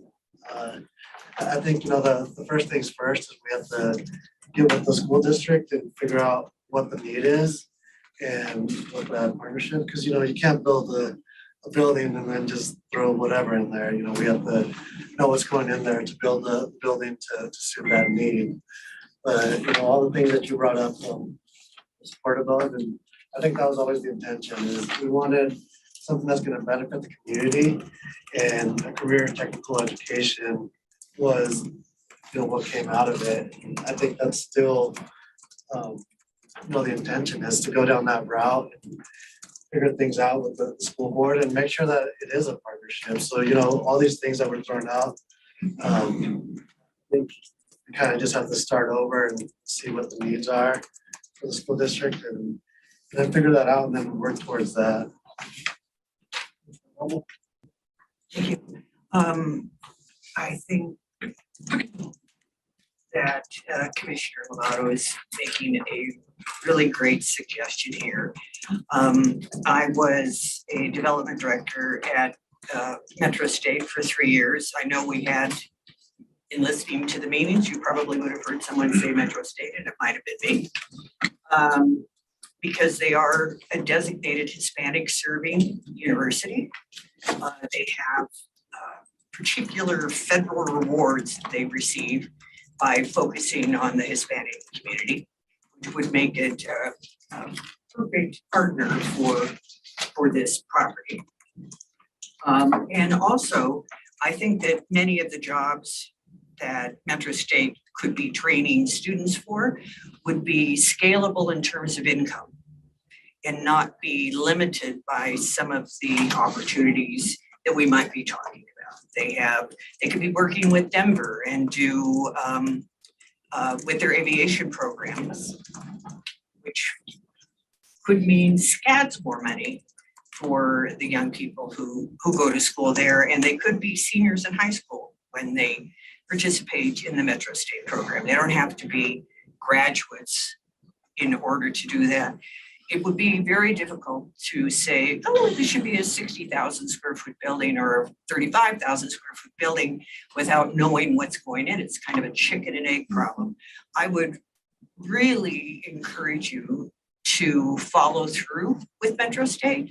I mean, they do have a hospitality program on top of it, but I really would encourage a discussion with them to see how, just how sincere they are and whether they would be interested in a partnership with the URA. There may be a benefit to them. Maybe they have something in their planning they've been thinking about doing in the north. Who knows? That there might be some money available from their end as well. But otherwise, we've been talking about on the city council also about having a community college in Commerce City. And this would definitely help fulfill that role. It's not a community college, it's a university. But to have a university in Commerce City would be quite a leg up. And it could be, transitional jobs for workers in all of the oil companies in the South Commerce City. We could be using that for a just transition. I mean, there is so much that Metro State could offer Commerce City that it's, I'm just very excited by the prospect, and I'm so glad that the commissioner brought that up because it's really a great idea. And I'm glad they're interested. I'm glad they've had that conversation and they're interested. Well, and mind you, I did that under the auspice of Adams 14, assuming that we would, the way it was worded, it was like an intergovernmental agreement between Adams 14 and URA for the building. And then, so I reached out to them on behalf of Adams 14. That would be great. That'd be great. The other thing I would add is that I am really sad about the lack of green space on this project. It is one giant parking lot, and it's really a wasted opportunity in terms of community. Mr. Rogers. Thanks, sir. Just so that I think what I've heard around this table, there's a lot of good pieces that we would like to discuss within exec session because there are terms and conditions and discussions that we've already had with Adams 14 that I think responds to what I'm hearing. That if we get to clear direction from you all tonight, we can go back and continue those efforts, which I think Mr. Akes is prepared to share. But that's what we had planned for you all, like I said, at exec session. So I heard earlier we owe another $700,000 or $250,000 to Rick Wells. That's correct. Is he still employed? So his contract was expired earlier this year. We did not extend it. I'm at a loss as to how it is that we could have not extended this contract whenever a year ago we sat in this very room and it was doom or gloom if we didn't extend it. So we certainly could keep Rick on. The contract we have was $5,000 a year plus simple interest. As his contract was coming to expire, we did not feel like that was a financial obligation we needed to continue on because quite frankly, we have staff here now at the city that is doing what he was hired to do. I do believe that in the future, whenever people go to school, university level to study government, economics, and urban renewal authorities, that this urban renewal authority will be studied for decades to come as a shining example of what not to do.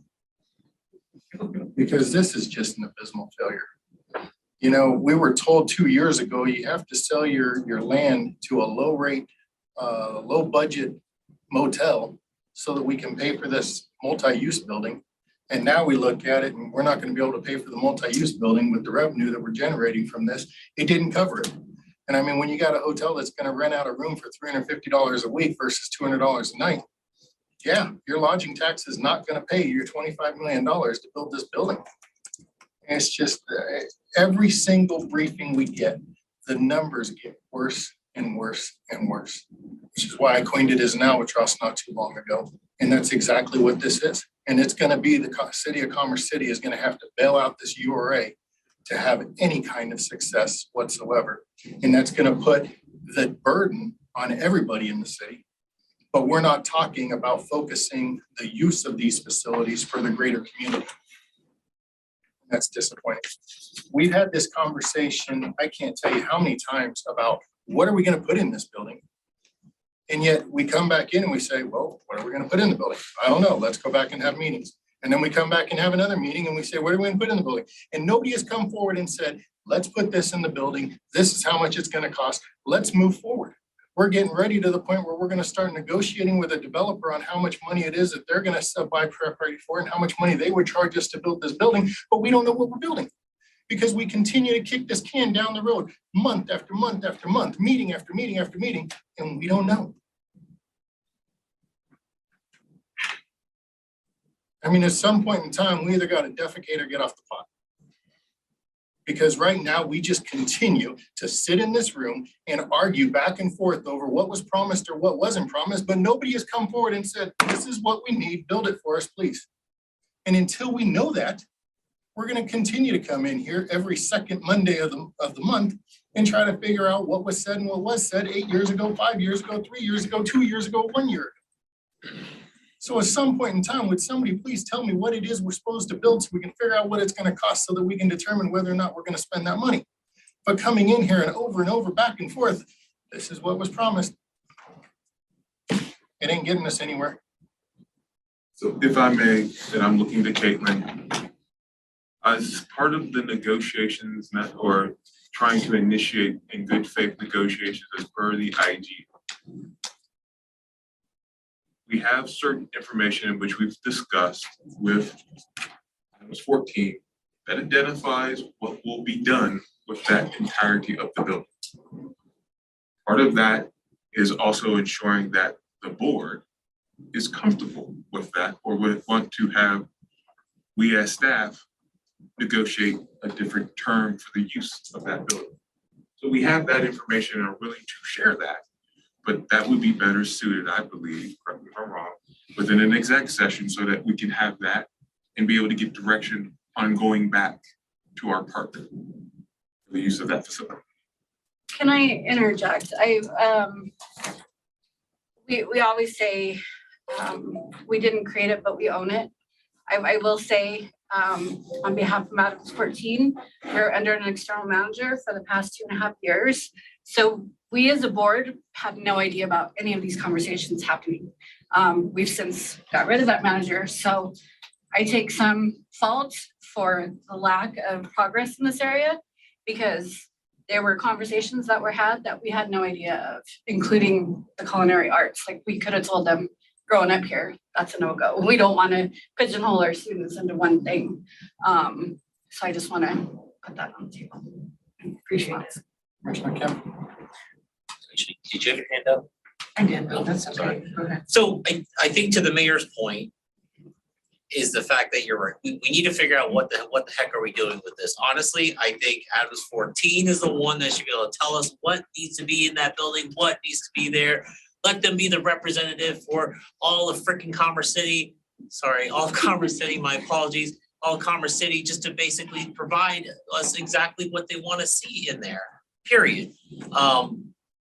Staff can come up with recommendations all day long as far as what they think should be in there, but you know, at the end of the day, I mean, let's make it for what it is. Let's make it great. I mean, honestly, I think Adams 14 should be able to run that. My opinion. Thank you. I also wanted to say that with bringing in Metro State, which was one of my visions of with that space, not the building itself, but I always saw it as an educational opportunity at campus, but we have what we have now. But, Denver International has approached us about working with their CEEA program, which is excellence and equity in aviation. There's no reason that we can't tie that in. And then I also like to explore the money that comes out every year. I don't know if Metro State would fall under that definition of what is defined as using money towards a university, but I think we should explore that. Well, and again, if we, as Adams 14, if we partner with them and then the URA could possibly recoup some of that money if we have, however that agreement's worked out, to include the tuition fund. I mean, if they're earning money off of our community members, then there's negotiated agreements where the URA could either directly or through NIJ with Adams 14 recoup some of that revenue. And I do want to say again that Hispanic serving designation is really critical. It's a financial obligation and a community obligation that the university has.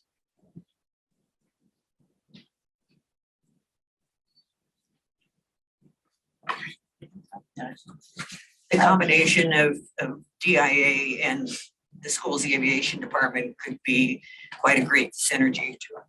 But having a conversation with the man that Commissioner Lovato mentioned is certainly worth pursuing. Should we have a vote on whether that should be pursued, Mr. Chair? First, we're going to go into executive session. Pardon me? First, we're going to go into executive session. For a motion and second to enter into executive session of the Board of the Commerce City Urban Renewal Authority pursuant to CRS 24-6-402, parentheses 4, sub-parentheses 8, for the purpose of discussing the potential lease of a future multicultural building to be owned by the Commerce City Urban Renewal Authority within the Mile High Greyhound Park, and also pursuant to CRS 24-6-402, parentheses 4, sub-parentheses 8, for the purpose of developing a strategy to negotiate the potential lease of such a building and instructing negotiators with regard to the same. So a motion second to enter into executive session for the purposes stated. Is there any discussion? I have a question up to the board. Would you like me to recuse myself for this part? Like, I don't know how far deep we're gonna go into the discussions, but if it involves Adams 14. Any of us know how far. Okay. So I can enter and, depending on where the conversation goes, I can excuse myself. Okay. Any other discussion? No request for discussion, no voice vote. All those in favor? Aye. Any opposed? Motion carries unanimously. The Urban Renewal Authority will return from the executive session to convene the study session. We may take a vote afterwards, may not. The meeting broadcast and recording will remain up. The executive session is estimated to last approximately 30 minutes.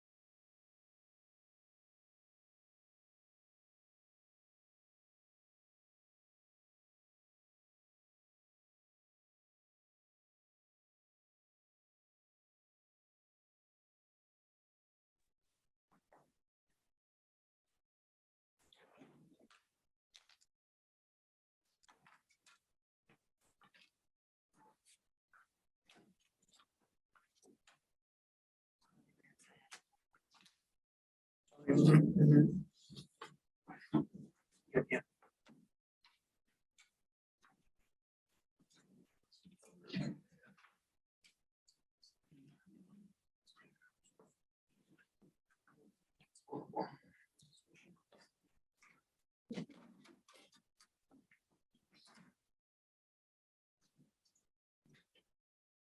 we get read out? We did. We did, great. Looking for a motion to adjourn? No, I have a comment, please. Please. It's not on the agenda. I don't have a period for administrative commissioner business on the agenda. And we need to add that to future agendas because it's inappropriate for us not to actually have real URA meetings that encompass other issues coming before the URA that only the URA can have a comment on and the city council cannot. I agree that we should not be having special meetings every month. We should have set meetings, but I expressed that already to city staff. Motion to adjourn? Have a motion and a second to adjourn. Is there any discussion? That'd be a good time if you had something that you wanted to comment that wasn't on the agenda. If you could tie it into a discussion on a motion to adjourn, you could probably get away with that. Okay. I have a comment on Did the you want to be motion. recognized? Oh, you were looking at me, you said you. I was speaking into it. Did you want to be recognized? Yes, please. Commissioner Noble.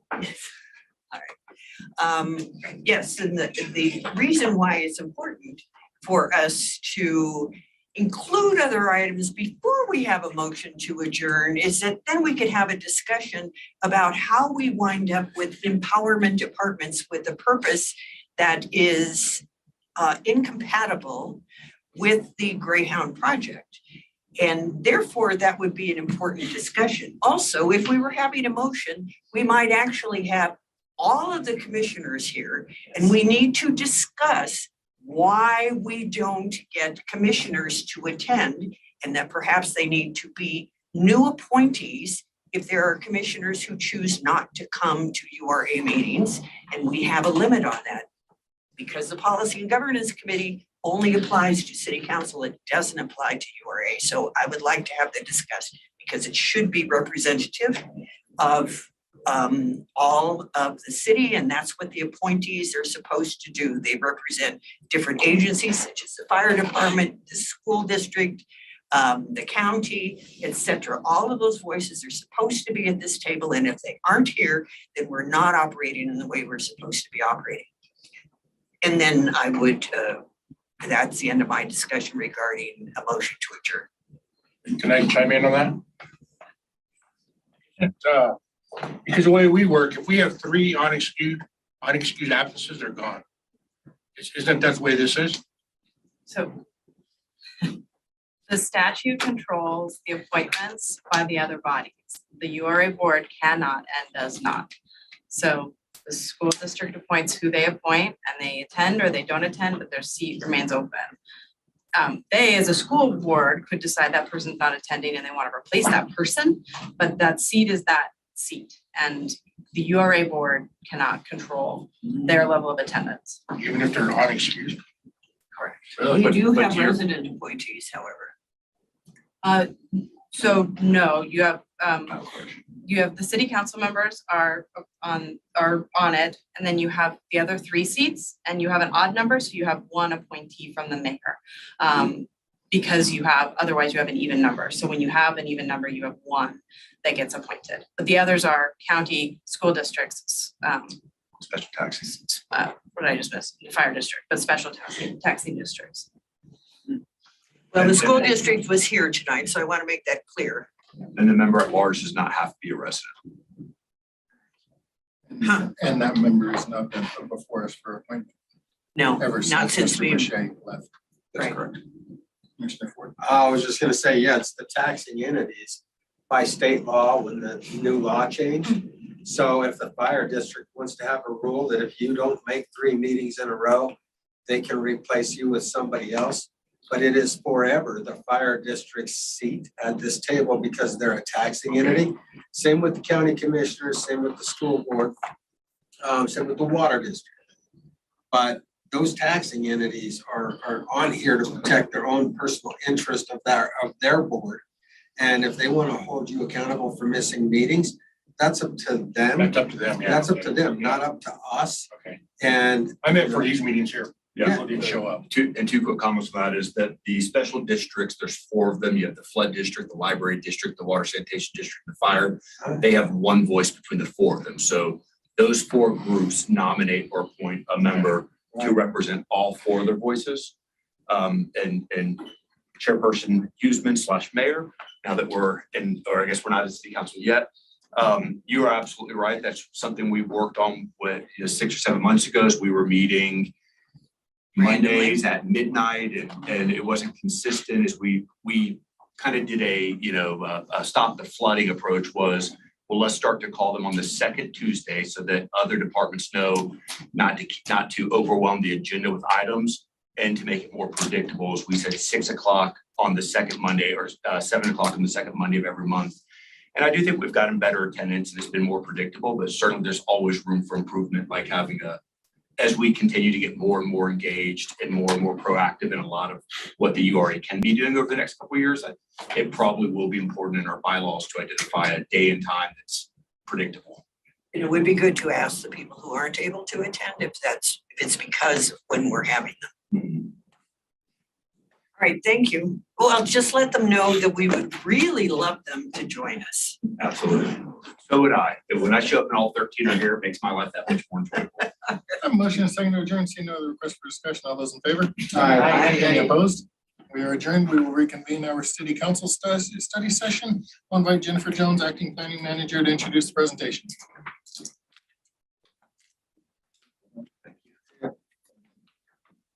Thank you very much. I appreciate that. Okay. I didn't get my answer out of PowerPoint. That is scheduled for the council agenda next week.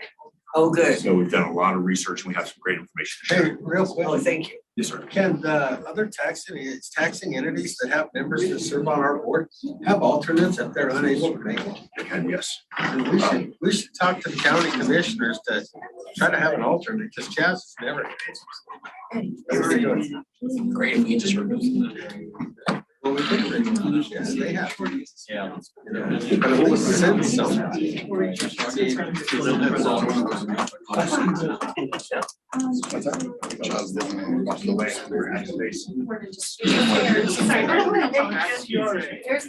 Is that keyboard? Yeah. Pass the door.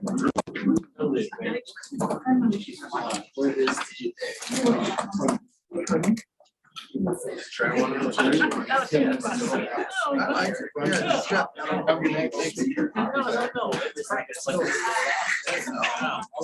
No, it's all right. It's just so funny how loud it was. Oh my gosh. Nothing. Keep sliding forward. Whatever. Good. This one? Yep.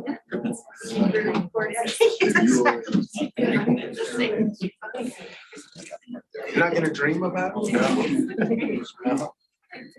I mean, just like I said, it's gonna be a study of how not to do. At Yale and Harvard. Absolutely. That's too much credit. I don't think so. Oh, it's going international. It was all based off of a study to begin with. Yes, please, because we hear the screen in there. For that project, yeah. You're right. It's not just Harvard, Yale, it's going over at Oxford. So, let's do it. Whenever you're ready, you ready to go? We are waiting on you. All right. Thank you, Mayor, Council. So tonight we're here to talk about the update to the LDC. If you remember back at the end of the year, you approved us awarding a contract to get the LDC rewritten. We have had our team that's been engaged in that now for a few months, doing background research and getting familiar with our current code, looking for doing a code audit to see if they can find ways, places that they see there are inconsistencies comparing it to the drafts that we have of the comp plan, so that when they are ready to move forward, they'll have that. But we felt like this was a time before there are any decisions made, when they're just starting to think, that we do a presentation with y'all, get your ideas and your thoughts about what are the hot button issues and the things that you want to do. We went through a national recruitment looking for firms to help us. We were able to select Kindig Keist. They're headquartered in Texas. Their firm has been around for a long time. They've done hundreds of codes. They've hit the ground running and doing a great job. And Brett Keist is going to lead the presentation tonight. He has an associate here he'll introduce, and we've got a couple of our staff members here who have been immersed in this and working on it. So with that, I'll turn it over to Brett. Thank you, Jim. Mayor and council, staff, and other attendees, good evening. I'm Brett Keist. I'm the owner and CEO of Kindig Keist Collaborative. We have been in business for over 40 years. This is what we do all day, all over the country. We work on plan documents, similar to what your comp plan that's going on now.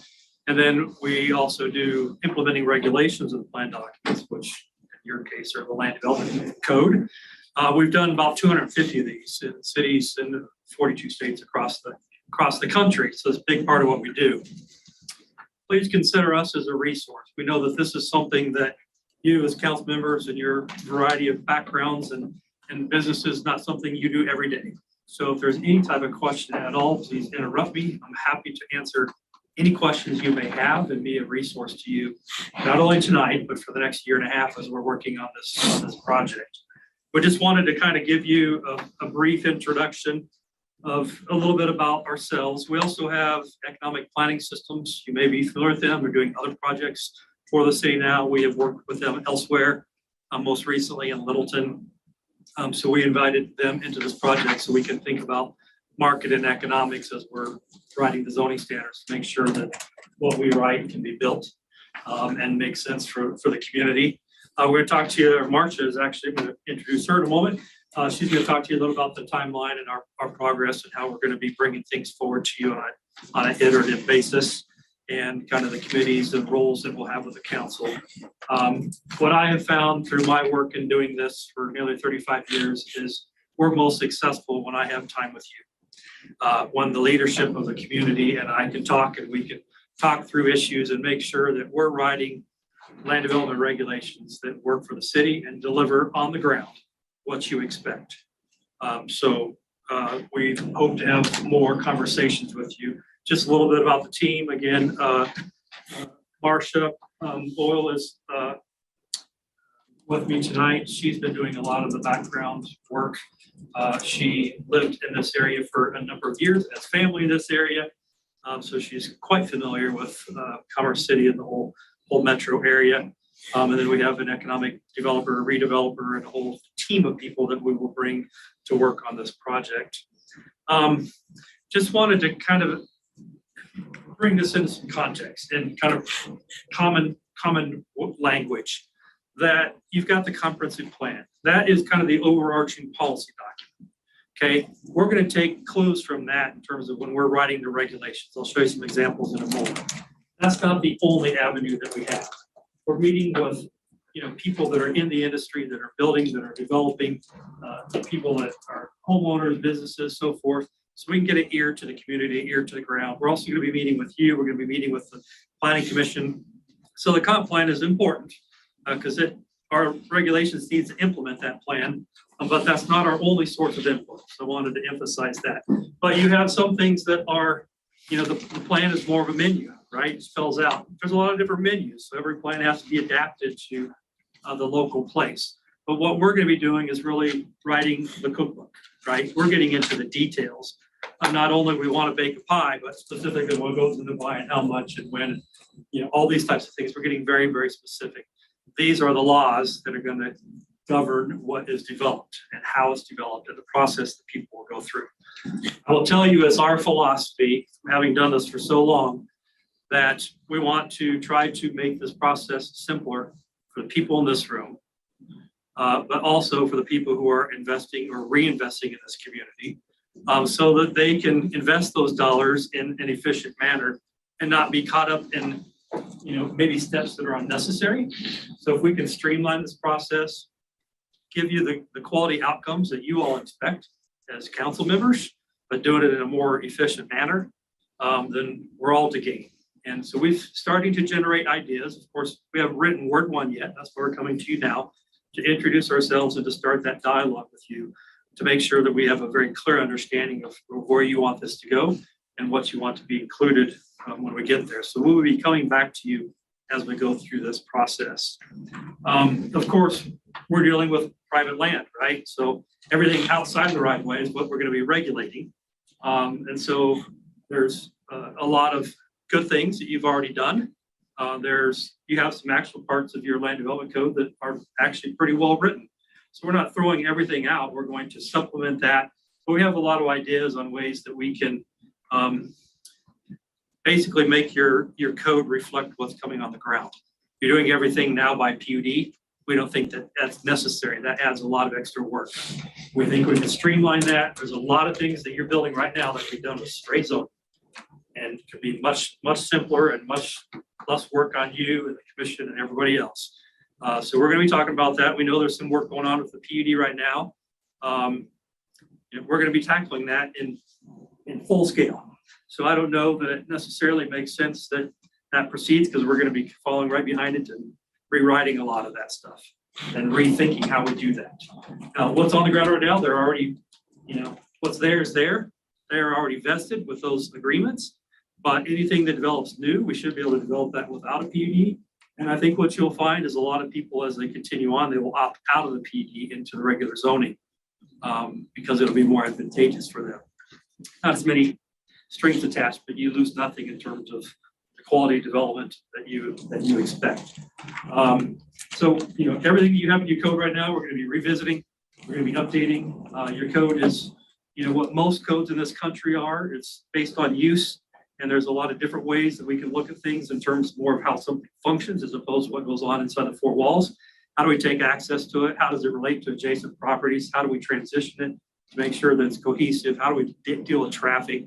How do we make it look good, aesthetics, and drain it, and all those types of things without being as concerned about splitting hairs on individual uses? So we're going to come to you and start talking through those things. Again, we'll answer all your questions because that helps educate us as we're answering those questions.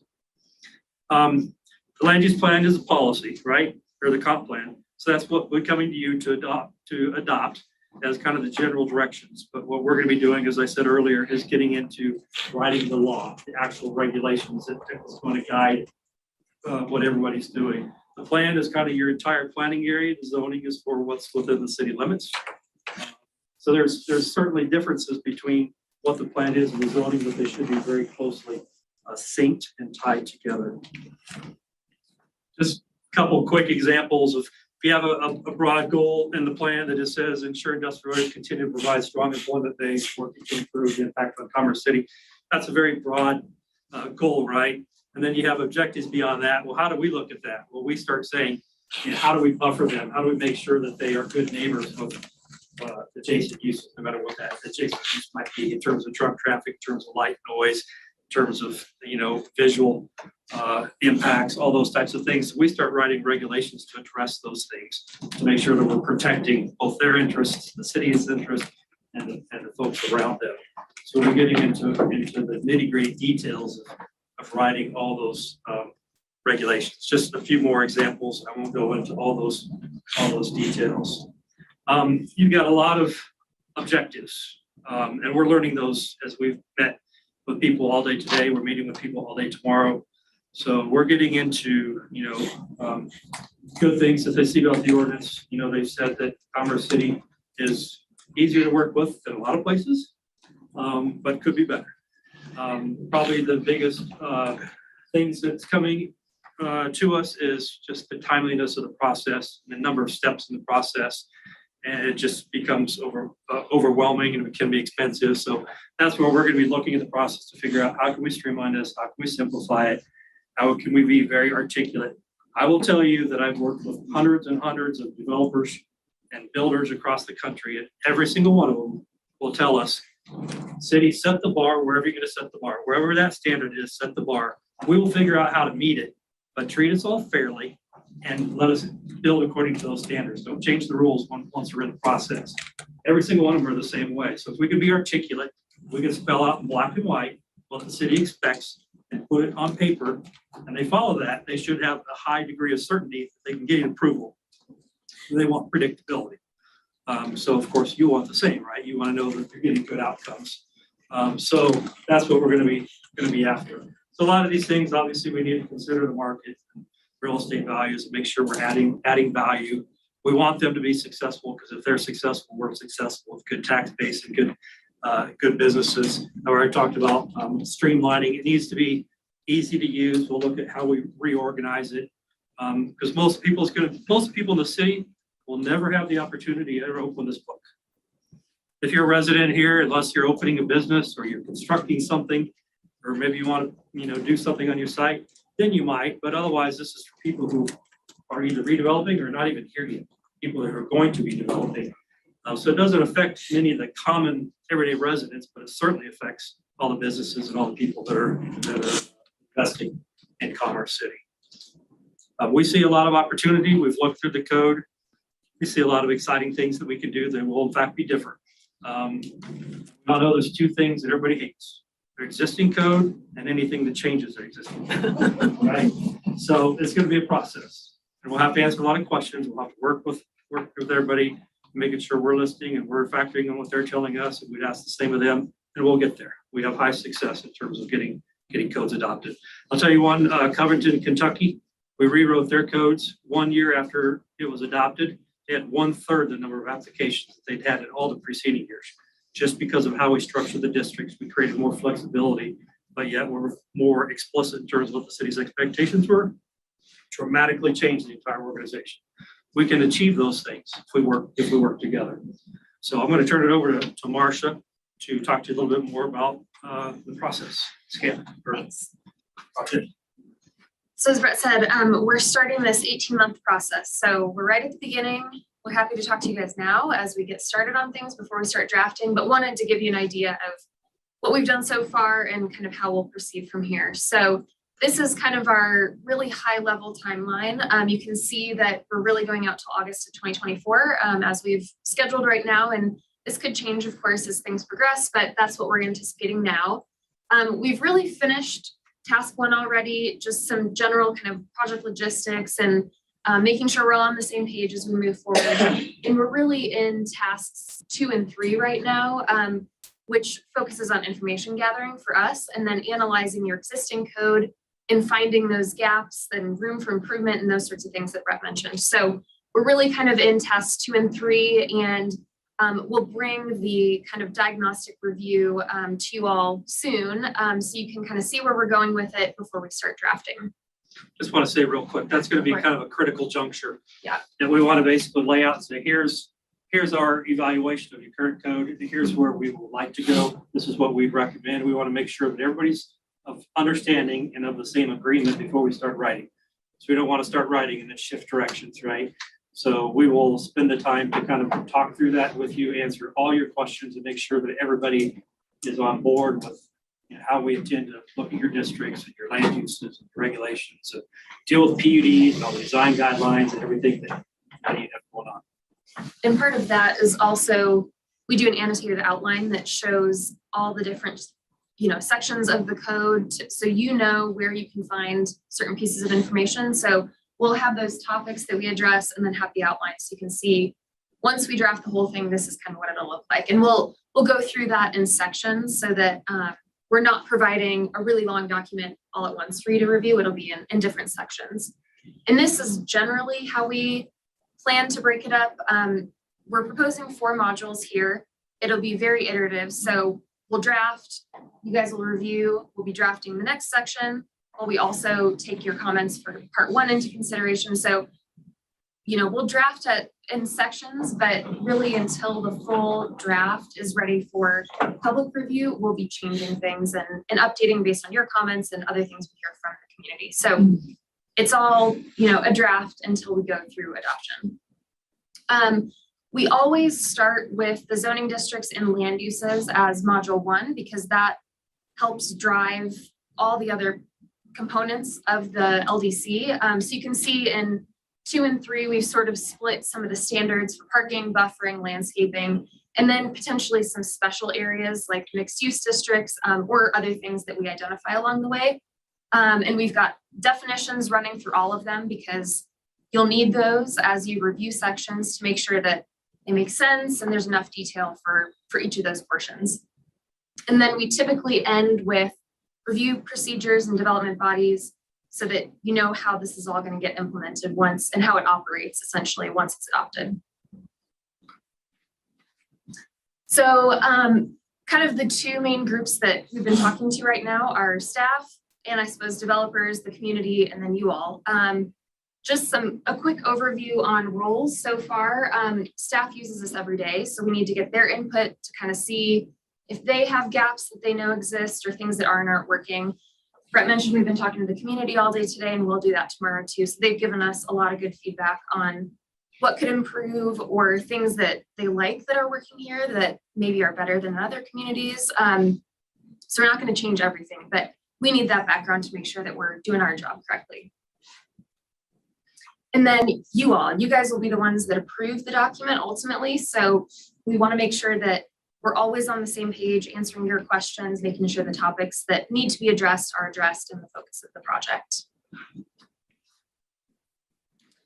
So this is sort of the upcoming things, and these dates are tentative and will likely change. We've had some discussions today that will likely change these a little bit because we want to align things with the comp plan schedule and make sure that we're following that appropriately. So this is the order of things. The dates will likely change. We'll do that diagnostic report during our next visit and then start drafting and present the different modules to you as we draft those. And then we'll have comments from you all due at certain points to make sure that we get that feedback and continue drafting in a way that responds to comments that you're providing.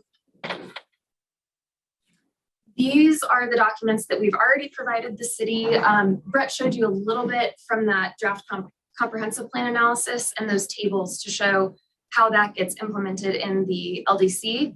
And then we'll also be talking with staff and the community about potential zoning districts. So those are all in a draft form now and will continue to be evaluated as we move forward. And then this is really our next steps, which we've sort of mentioned already. We've got more stakeholder meetings tomorrow and 2 community events that people can attend at the rec centers. We'll be doing that diagnostic report and outline next, and then more public meetings in our next trip here, which will likely be sometime midsummer. So at this point, we will stop presenting and want to get your feedback on topics and questions and all those things at this point. Before we do, real quickly, we're going to be drafting this in a web-based format. So as we go along, people will be able to go in and everything's going to be all linked together. There'll be hover over pop-up definitions. There'll be a lot of graphics, things like that to help people understand and see how these things actually work.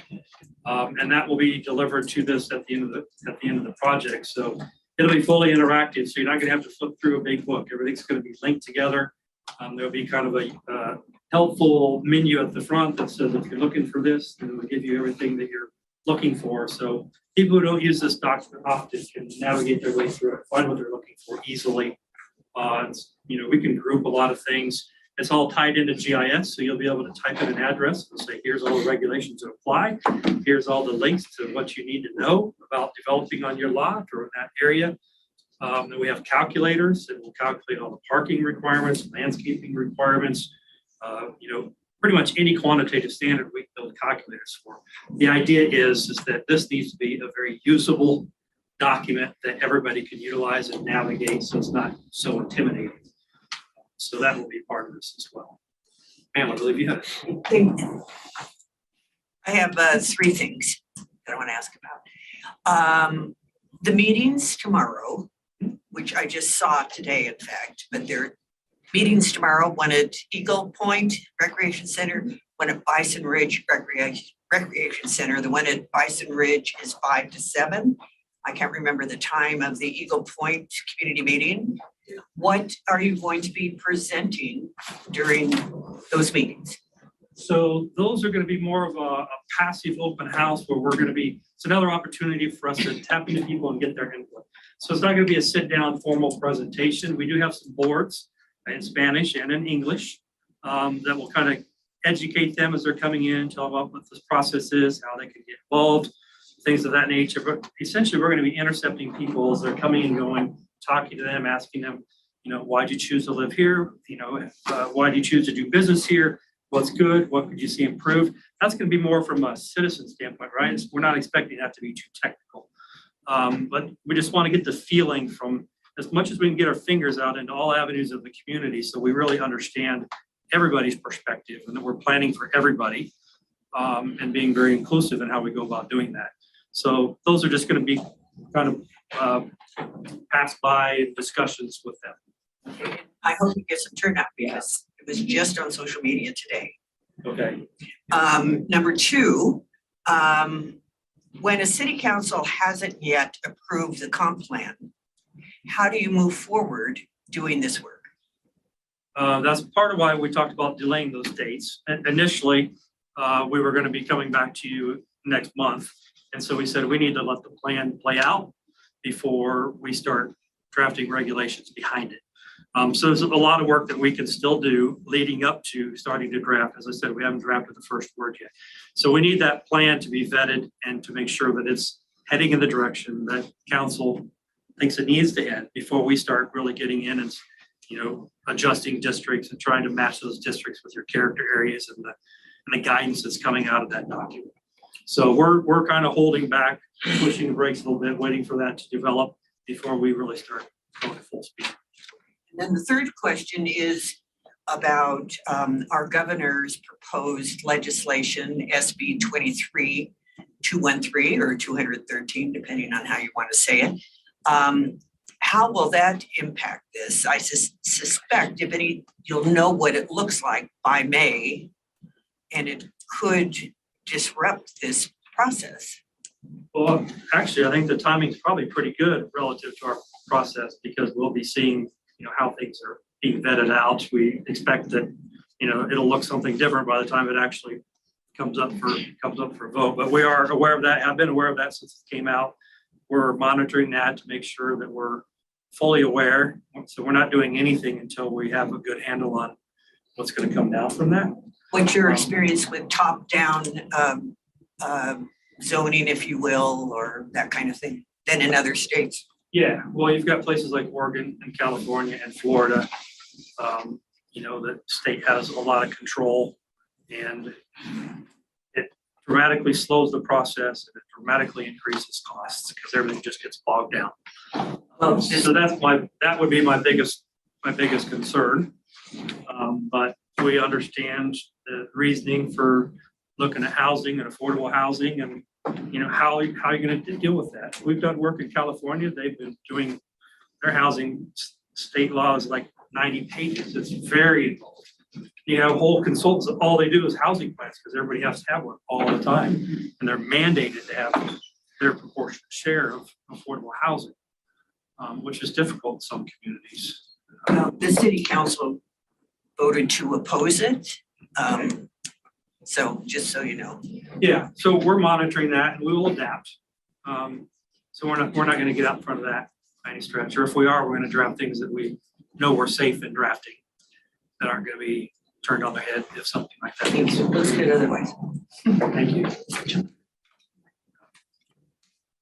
Commissioner Douglas or Councilmember Douglas? Congresswoman Douglas, I don't know. No, I wouldn't do that. So the fact that this has been advertised late, I really want if you don't get a lot of people showing up, will you do more so that you do get and maybe on a weekend day where you know you're getting a lot of traffic at the We'll be getting input every single time we come to town from now through the fall of next year, right? So we say we're here, keep us busy. We want to meet with, you know, any group that we can. understand that comp plan, pretty much anybody can talk intelligently about. Codes, not so much, because it's more technical. So, we still want to talk to the community, make sure they're aware. They're usually not as engaged in something like zoning ordinance, right? You might But- be surprised too. Yeah, well, you've got a lot of neighborhoods that are concerned about what's going on in their backyard, right? So they want some assurance that there are going to be protections and things like that. So, yeah, we're going to be, continuing. We're happy to do lunch, speaking at lunches when we're here for different groups. We would love to, if we can have more time with each of you to let you know what we're discussing, what we're debating, how we're coming along things, asking for guidance along the way. The last thing I want is to be standing here a year and a half from now and have you be asking me questions. I want to have all those answered between now and then. So that by the time we get there, you're fully up to date on what we're doing and you understand and you're in full agreement. And I'll just add too on the community engagement portion that since COVID, we know that turnout is often lower than what it used to be at in-person events. And so we're very flexible on how we reach people. Maybe it's online, maybe it's even just taking the boards from tomorrow to a farmer's market or something that we know people are coming to that. And that's partly why we're doing the rec center approach is that instead of hosting it here on a weeknight or something where people may not come, we're hoping the rec centers have better turnout. So we'll see how it goes tomorrow and then can figure out the next steps. I think it'll just be a matter of getting the word out. Yeah, I think sure. We're doing this. I think there's going to be excitement about it, actually. Good. We often meet with home builders. We're happy to go to homes associations or whoever when we're here and meet with them to make sure everybody's aware. Kim?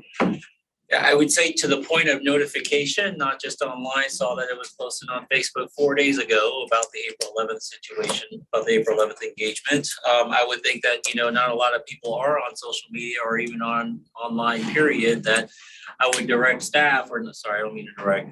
I would recommend to staff that we get mailers out there ahead of time or something via mail so that those that don't have access can actually will be able to attend to them. I'll see you guys there tomorrow at Bison Ridge for sure. A lot of times we'll do posters at grocery stores and post Yeah. office and things like that. Yeah, and we are working with communications staff to get notices in the newsletter, which, is pretty far in advance for print deadlines and things, but we are talking to them every month to make sure that if we have a public event, it's already in there, which may be 4 weeks in advance at that point, but we know that reaches a lot of people that may not have social media. So hopefully that will catch more people too. Thank you. Mr. Rogers? Thanks, sir. And that's what I was simply gonna say. It was in our April Connected and we did post last Thursday and we tried to then also follow that back up immediately in advance of that. So there are still obviously other opportunities that we can do to fill in those gaps that may exist between the Connected and some of those social media postings with leaflets, leave behinds, other type of materials, but staff will work with Kendi Keystone on that. Yeah, and they, at every event, we'll have an opportunity for people to report email addresses. So we'll make sure we're compiling that list as we go. And if that's the best way for someone to get the information for the next event, then we'll have that too. So by the end of this, we'll have a long list of ways to reach people, but that's what we've been doing so far. Thank you. Any other comments? Thank you both for being here and sharing this with us. Just want to say you've been a breath of fresh air. Of all of the consultants that have ever come in here and briefed the city council, you did just a fantastic job. Concise, your plan going forward is phenomenal. I truly wish that I was going to be here to see the final version voted in. I wish you luck. Thank you very much. We look forward to working with you. All right, moving on. Let's talk about pavement management and concrete plat work.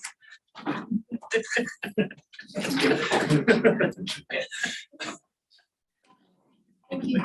Thank you so much. Thanks. I look forward to working with you. We have pavement, We always have pavement. we have flat work, We always have flat work. briefing done, let's go home. So I have my sidewalks done. If we enforce the codes, residents would be required to replace their sidewalks. What if they never had them in the first place? How about originally? But no, we're tackling that as well. Colorado, yeah. Ditch. Ready? Good evening, members of the City Council. This is the first time I've actually got to present for council. I've been here 6 months and 15 days. I'm glad to be here. Talking about some of the things that I like to do is prepare pavement, make sure that people can see the good work that the city does. Just real quick overview of the presentation. I know it's getting late, but I'm going to simplify it as best we can. Just give a little overview of the purpose and need, the principles, maintenance types, just some background on how we go about pavement management. Some of you may have seen some of the slides previously. So sorry for the redundancy, but it is very important to understand how we go about defining our pavement management program and determine the streets that we repair. The purpose and need basically is preserving and extending the useful life of our asphalt pavement, utilizing the available resources that we currently have. We can't do it all, and we got to be able to make sure we prioritize and use the resources that we have in the best way, most efficient way. But in doing so, it maximizes the performance and the safety of the pavement, as well as minimizing the long-term cost of the roadway. In pavement management, we've got a saying that you keep the good roads good, and the good roads, they cost money, but poor roads, they cost even more. So we want to put in a little bit of money. I love this curve. I've been using this curve in pavement management. It was developed by the U.S. Army Corps of Engineers with the pavement conditioning index. But basically this on the right side is the pavement condition from 0 to 100. And so a brand new street, you consider it 100 being excellent. Then on the bottom is the years of the life of pavement. And pavement obviously degrades over time. If we were to do nothing, the curve, the S curve would be basically how the pavement would perform. It would basically would hold up for a little bit if you didn't put any maintenance and then just drop off. But if you see those little squiggly or shark fins, each time you put a little bit of maintenance in the roadway, it provides it to give it a little bit more life so that, of course, it'll go off, it'll slough off anymore and then come back up, depending on how much money in the pavement management you put into it. So you can see that if you spend money when it's good and fair to keep the good roads good, which is above the fair line, then you're going to save money in the long run, because if you wait until it drops below that 75% or 40% quality, you can spend up to $6 to $10 where you could be putting in $1 in the roadway and keep basically have perpetual pavement where it will continue to perform. Hopefully that makes sense. With that in doing so, there's several types of maintenance types that we have. The first one is preventative and preservation. This is where they perform surface treatments on the pavement itself. These are like your slurry seals, your crack seals, things that keep the cracks sealed so that the water doesn't get and penetrate into the subgrade. When it does that, that's usually when you start seeing the road fail sooner than later, because the conditions of the roadway in the base deteriorate. And that's where a lot of the strength comes from, is in the subgrade. Then you got the routine and reactive. These are crack sealing. Our pavement crew does all the crack sealing each year. There's also involves full depth crack repairs. I know there's a lot of areas, especially in my neighborhood, Buffalo Run East. You got the cracks, the transverse cracks go across. This is the types that there's another type of the maintenance types. So potholing, where we get calls from the CRM system, we go out and fix those. The last one is corrective or rehab, and this is where we're going to focus a lot of our presentation tonight. This is the mill and overlay. This is taking off the surface course and putting back a new course for the rideability. And again, it seals up that subgrade, so you get that extended pavement life. Going back to our little pavement degradation curve, it's divided into the 3 segments. As far as the maintenance types, so our pavement preservation, those we want to apply that to the upper tier for the good roads, to the very good. The reactive maintenance are usually performed within probably the fair range. And then the rehabilitation is when it's gone below its useful life, and it's either a total reconstruction or rehabilitation. That's when you're really talking a lot of blue bucks.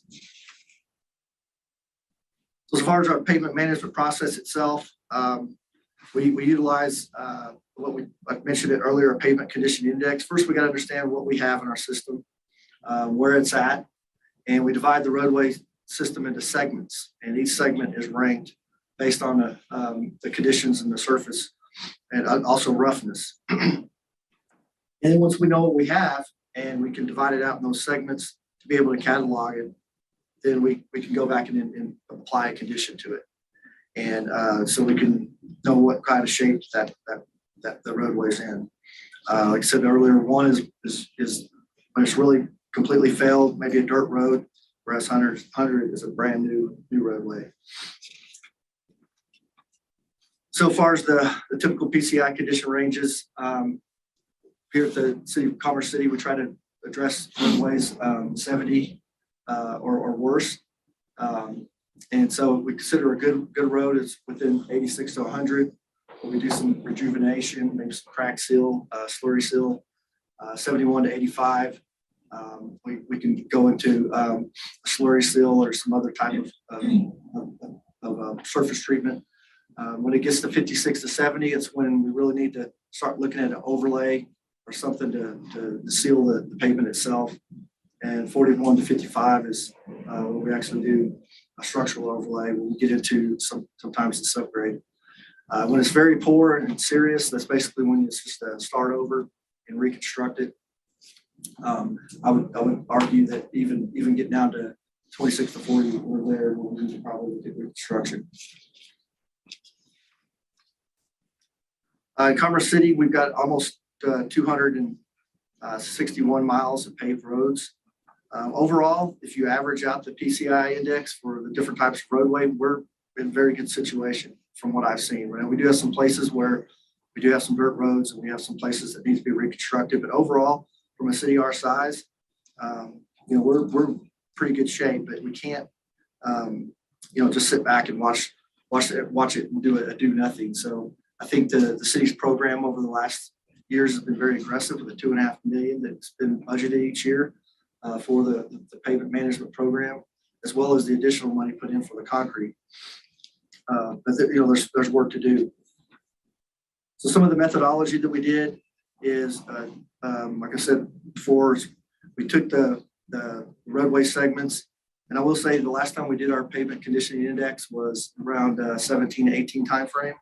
We're in the process of redoing that this summer. We just did a RFP for consultants to get them to rank it again.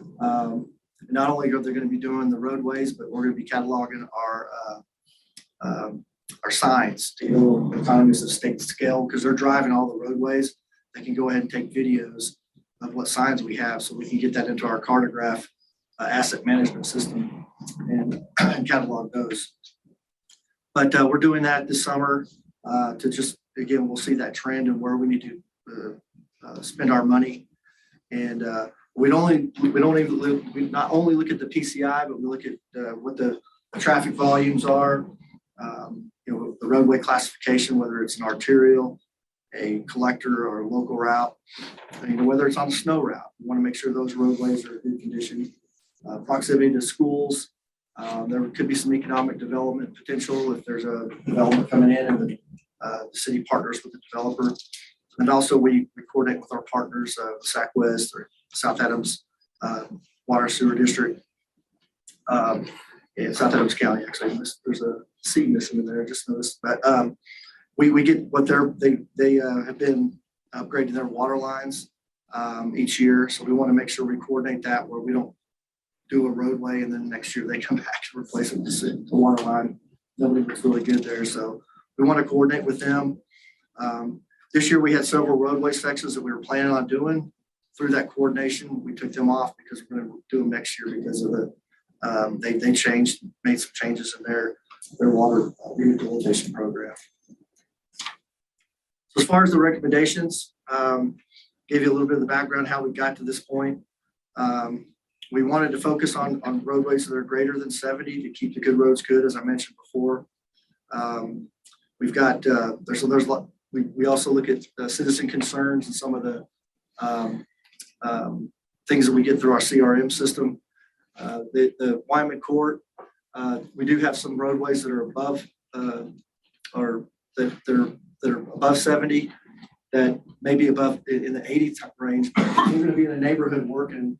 We want to go ahead and make use of the contractor being that location to get economies of scale rather than them popping around places, because we know that some of this PCI that we've got, this data is stale. It's coming from 2018.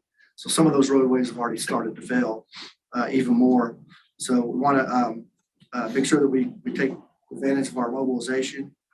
Most of the work is the mill and overlay that you've seen, like our Quebec and some of the other asphalt roadways. We do have some crack sealing that our street maintenance division will be doing this year. Also, there's $250,000 budgeted for crack repair, which is those transverse cracks that we see in a lot of them in the Reunion and Buffalo Run area. I've got the locations listed here to repair those. And then the street reconstruction component that we budget each year. Last year, we looked at Dahlia. We couldn't get to it because of the weather turned on us sooner than we anticipated. We're going to be doing that probably within the next few weeks and knock that out. And then Elm Street is also another project. It was a reconstruction from last year. It's estimated to be a little over $1 million. And so we want to take the money that we have for the reconstruction component, carry that over to help deliver that project later this year. As far as the funding is concerned, we're looking at just a little over $2.68 million. That's what we got estimated. We do have some streets that we've got on a contingent list in the event that we get good building bid prices, or if something else comes up, we'll be able to utilize that pivot and be able to do those streets. As far as the locations, I've got some handouts. These were in your. I'll pass it around. You can follow along a little easier. These were in your packet, but I figured that go ahead and have the handouts. But this map basically is a map that's showing with all the red areas, the areas we plan on doing the mill and overlay. The boxes, we'll be going through each one of these boxes and drilling down for the locations. You can follow on the list, the slide number is on the right-hand side for each one of the projects. This is the area map 1. It's like the Sand Creek area. In that area, there's going to be resurfacing on 49th, 50th, Monaco, Niagara, Birch Street. And this is the big map that I showed you earlier. This breaks down area map 2, and these areas on slide 19. We're going to be doing Birch Street, 71st, segments of Fairfax and Forest Street. Fast, let me know. I know it's getting late. But, as far as more areas in area 2, this will be Ivanhoe, Wyman, portions of 70th Avenue, Magnolia Street, parts of Olive, Oneida, Poplar. There's portions of 69th and another section of Olive, this area. Then we'll wrap up with all the 63rd places, Ivy, 63rd Avenue, and 62nd place. Going to box 2A, which is there's portions of Claremont. Yeah, Claremont Street. It's hard work inside. This is other areas in that area 3. So drilling down a little bit, we've got slides on 107, 112, Savannah, Fulton, Lima, Billings. 107th Place, I believe is in there too. Yeah, 106th Avenue. Then there's segments of 86th Avenue, I'm sorry, 96th Avenue. There's a long segment through there that we're planning to do. You see there's multiple 96 avenues, but what we've done is, I mentioned we segment each one of them so that we can get a better condition between those segments rather than ranking the whole street. You may have one section that's failed a lot and then the other section is in good shape. So we'll make sure we account for that. As far as the funding, I mentioned is 2.68. The way we get there is we have $2.5 million in the 23 payment management budget. We did have a little $100,000 left over from the 22 budget. This is taking into consideration the Dahlia Road project as well. And core city improvements, we've got a budget line item of $250,000 for the core city. We plan on using $150 to account for the roadways that are in the core city for that, to bolster that program for a total of $275 and have a little bit of contingency. Breaking it out by area. We want to make sure that we're somewhat balanced between the North Range and the core city. We also have on here the Irondale. We're not doing it. We don't have anything planned in the Irondale area this time, but if you recall, Rosemary's planned to be reconstructed. It's about $6.5 million investment that will be in the Irondale. So we're about 1.3 in the core city and a little bit more than that in the range for our total. Our next steps are basically get the city and council input tonight. We are moving forward with advertising for bid within the next couple of weeks. And based on the input from city council, we want to bring that back to you for award in May. So we can start construction, hit it hard in June, able to meet the cold weather. I had a question. I didn't see it presented in the presentation, but who addresses and when? Because I know it's a real concern in the core of the city, like striping and painting the roads and crosswalks and all that. When is that? Or who's responsible for that, since it wasn't in the presentation? That's our department, and we have money set aside in the budget for striping. We want to do all the school zones during the summertime before school starts. So we're already starting that work as well, defining on because the other thing that we're going to be doing in this year pavement conditioning index is also look at the condition of this roadway striping, so we can see if it's good, fair, or poor to help us determine where we need to apply that money in the priorities. So you did check like the residential streets, because a lot of the side streets, like I said, especially in the core of the city, I mean, some of them you can't even see. So it would be nice to know, like you said, for sure, if you would, possibly next time or next presentation, let us know which streets too, you can include that, because I get a lot of questions and concerns from residents when you can't even see the lines or crosswalks across the street, especially like on 60th Avenue, crossing the Pioneer Park.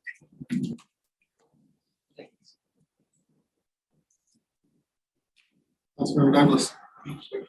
Thank you for the great presentation. It was made concrete, interesting, so thank you.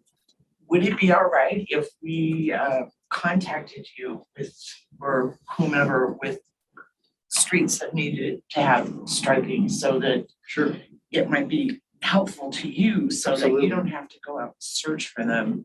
Right. So just a thought there. And then I noticed like you were working with 96. When we were in Washington, D.C., and we met with, was it the Department of Transportation? They were talking about widening 96, and they were also talking about it in another agency that we went to. So we just want to make sure that you coordinate that information. And I also heard there was a grant out for chambers as well. So we don't want to have you do work and then have it come back and have it redone. And so I just want to mention that so that save you like a That lot of makes work. perfect sense. The same people that developed this program are also managing those CIP projects, widening of 96 from Chambers to Tower and all the other widening projects. So Yeah. they know not to, you know, there may be some places we have to make some improvements just to keep it in good enough shape, but not to the point where we're redoing it and tearing it up. Right, yeah, and this was at the federal level, so I just wanted to make sure that you're aware of that so that save you work and city money and all of that. And I think that was all I had, but thank you. It was really a good presentation and I appreciate this and I'll reference it with the map that was in your presentation. So thank you. Sidewalks, are they our responsibility or are they the neighbors or For the the? next presentation. It's a good question. I just wanted to make sure. Hold that thought. Maybe by the end of the evening, you'll know the difference between flat work and pavement. Councilmember Noble? Resigning from my position. I have two questions. One of them, residents want to know why roads always crack at the manhole cover or the other utility issues, you know, there's always big cracks. I saw that on Facebook here recently. There was, you live in the hood. Well, there's a lot of reasons for that. Around the manhole is a weak point, and a lot of times you don't get the compaction that you need to get. Sometimes the mix is colder by the time they work around the manhole. And when it's colder, it doesn't bind to the aggregate as well. So then it just sort of separates over time.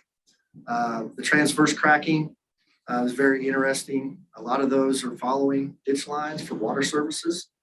Where the trench is settled. And then, so of course, then the pavement settles and then it opens up a small crack. And then water gets in there over time, snow, freeze thaw, and it gets bigger and bigger. The other thing that I've noticed is those transverse cracks they're pretty much in same amount of spacing. And I haven't done the calculations, but a lot of times whenever the mix comes out of the truck, it needs to be a certain temperature to be able to bind to the aggregate and get that compaction that you're needing. I think those last parts is probably the last truck that's been sitting there waiting and it wasn't hot enough. And so, but there's a lot of factors that go into that, but they are prevalent and I see them every day. So. I live in a last track neighborhood, just last truck. Yeah. And then the other is, what do we do about the roads in Commerce City that look so awful but don't belong to Commerce City? I mean, Councilmember Hurst and I have talked about this before, and some cities have arrangements with like CDOT or some other agencies, you know, I don't know, the county. We have so many oddities in Commerce City that people think it's a Commerce City road when in fact it isn't. And we need to find some way to solve that problem. Yeah, it's just a matter of working with those agencies to develop IGAs. And first they got to be interested to help, you know, so. They need to be interested they need to be willing to help. So we need to be able to get IGAs approved and set up some kind of program with those other agencies, whether it's CDOT or Adams County or, you know. I think that in some situations, they will pay the city to worry about it because they have too much to deal with and they don't have enough staff. Am I correct, Councilmember Hurst? That happens often. Yeah, okay, so that's very common, and I don't think that we have pursued that as a city. So it would solve problems on 104th between Highway 2 and 85 that doesn't belong to us. Brighton Road in the industrial area, you know, near Suncor and the other areas, that's all CDOT. Both of those are CDOT. A lot of way through there that's CDOT that people think it's the city roadway. Yeah, and Highway 2 to 85. It's all three of us too. It's the county, CDOT, and the city, and that's probably the good reason why it hasn't been done yet, because it's a very tough agreement to make happen. Councilmember Darrow. So, what's the worst PCI that we have in the city and which street is it? I don't have that list in front of me, but I can get you that answer. But there's several. And I think I know which part you're gonna go. Yeah, I was just gonna ask about Old Mill Road again. Old Mill Road is actually in this, is one of those CDOT, when Old Mill 64th goes north, that's actually in the CDOT right. The 64th is? The Old Mill Road as it turns and goes north. So 64th going east and west, there's part of it that is in city right of way, and there's parts of it that there's only half the right of way. So we have to go back and get right of way to be able to improve that. We did do a cost estimate. You're probably looking around $300,000 to do that, but there's 11 tracks you've got to cross as well. So yeah, well, that used to be pavement. It's dirt now. It's getting be one of the it's down there. And then yeah, I think I had the same question as Councilmember Noble about working with the other entities because that area especially has Brighton Road and the spur that goes up to 85 off of 68th, all those roads you got potholes the size of, Potholes, traffic signals that they maintain. There's one that's been flashing, then they fixed it, and then it's back on flash now. We're trying to still flashing. So we're trying to look with them. They may just say that they want to leave it flashing just from an operational perspective. I don't know. Brighton and York? Yes, I'm still trying to figure that out. So I've got. That's worse. I also think that those IGAs can go a long way in solving some of our other issues potentially. A lot of us here or ourselves think about like the median. Yes. And there's 3 or 4 in the south that I can think of, and then like 104th, what Councilwoman Noble was just talking about, from 85 to Highway 2. I think that's like the worst plan they ever came up with because everybody knows the train's gonna come there and stop, and then we build a 90-degree curb in the center where, and everybody climbs over that, over and over when the train's there. Why didn't we build a left turnaround, and that just seems easy, but I think with IGAs like that, where we can come back in, instead of it just being dirt, like let's plant wildflowers. I don't care, like something that works. It's low maintenance. But dirt for 8 miles sucks. I mean, we need to do something because again, like we talk about all the time, in every direction, we're an interesting city because we have so many entry points. All of them look good except 2, the 2 that we talked about, the one in the south that has the broken sign and the one as you come up 104th, Main drag. The sign on the 120th isn't much better. You're right, yeah. But we don't control a whole lot of space there, but the idea is just kind of, as you sign those IGAs, I know there's a couple cities in the metro, and when I say a couple, there's probably way more than I know about that maintain roads that are still in CDOT right away. And I know there's CDOTs because I permit on them every day. But we're not plowing them. CDOT's not plowing those roads. We're not mowing the lawn in the center divider. We're not doing any of that. We're paying money to that city every year to maintain that road. Well, I've been in contact with CDOT regarding the landscape. They sent me to their landscape person that handles that. But there are IGAs also that just maintain the median. The city maintains the median. Right. Which, from a budgetary standpoint, is a lot less than maintaining all the pavement. Agreed. So, those, I'm going to start there first, but you're right. It's something needs to be improved on that as a gateway. So most of the new roads that are built in the city are not built by the city or for city projects or anything. They're built by somebody who has a need to have a roadway in a certain area, and then 2 years later, after build out is done in that area, that road is gifted to the city. Right.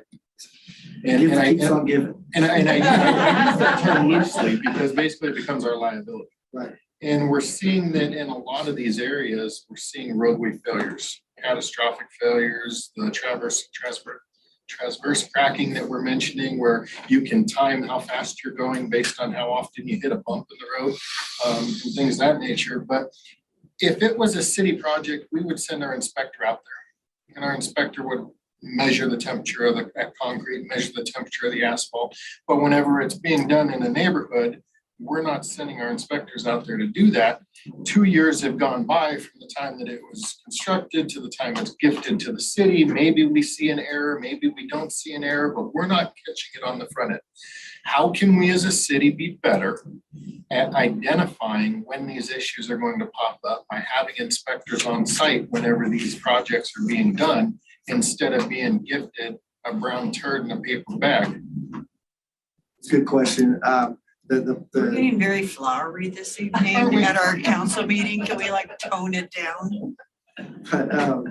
Well, it comes down to quality assurance, quality control, which is inspection. We do have inspectors that do look at our private development. It's just there's so much going on. We need to either man up on the inspection or look at outside help and hire a contractor to come in, a vendor, basically as an inspector, to look over that. There's some cities that if they do that, they pass that cost on to the developers. So there's ideas, things that we can do that sort, but it does come down to QA/QC. We've talked about it in-house. We're looking at making some changes from a personnel standpoint to be able to make that happen. Obviously, it's going to be a budget decision for 2024, but you'll probably be seeing some requests for inspectors. But of course, that's got to go through Mr. Rogers first. So that's what it comes out to. Mr. Gator? I'll just add that you've all seen subdivision applications that have been called up to the city council, and part of that is one of the approval criteria for subdivision is a development agreement for public improvements. And that lays out the roadways that are being built and would eventually be accepted by the city. And of course, our public or development agreement has, basically says these are city standards for concrete roadways, everything you have to live up to. And then once that's done, we have initial acceptance of those roadways, and then there's a warranty period. And then we take final acceptance of that roadway. Then it's our duty to maintain. So other things you could potentially address would be, potentially longer warranty periods or something of that nature. Or we could do different kinds of inspections or something during the construction of that too. So there are other avenues that we could look at as well. I believe that, you could take some. Cities to do a 2-year maintenance period rather than just the one. Because I think for the most part, they built the standards, but I've often joked like American cars are built to last the warranty. So as soon as the warranty ends, the things are sort of falling off. But I don't think it's quite the same thing with roadways because of the construction standards that they have. But it's definitely something that you could look at. Construction standards are only as good as the individual out there making sure they're being. Yeah, I agree with that statement, because I think third party does get into some territory that can be fudged. But I do think it's a pretty easy solution. We're having a materials engineer on site to kind of engineer stamp off the material temperature and everything that's being applied. That's pretty standard practice, but it costs money, and it does absolutely drive the bottom line of every project. Because it's not the one truck that you measure, it's every single truck that you measure. Every single truck waits an extra 20 minutes in line, at least for that inspection to happen before they get approved. So you've got one person all day paving when he's got 4 or 5 other jobs that he's looking over as well. So we prioritize when it comes to that. If there's any kind of concrete pour or asphalt pavement, there's usually an inspector on site. And it's taking him away from his other responsibilities as best we can. All right, let's talk about concrete.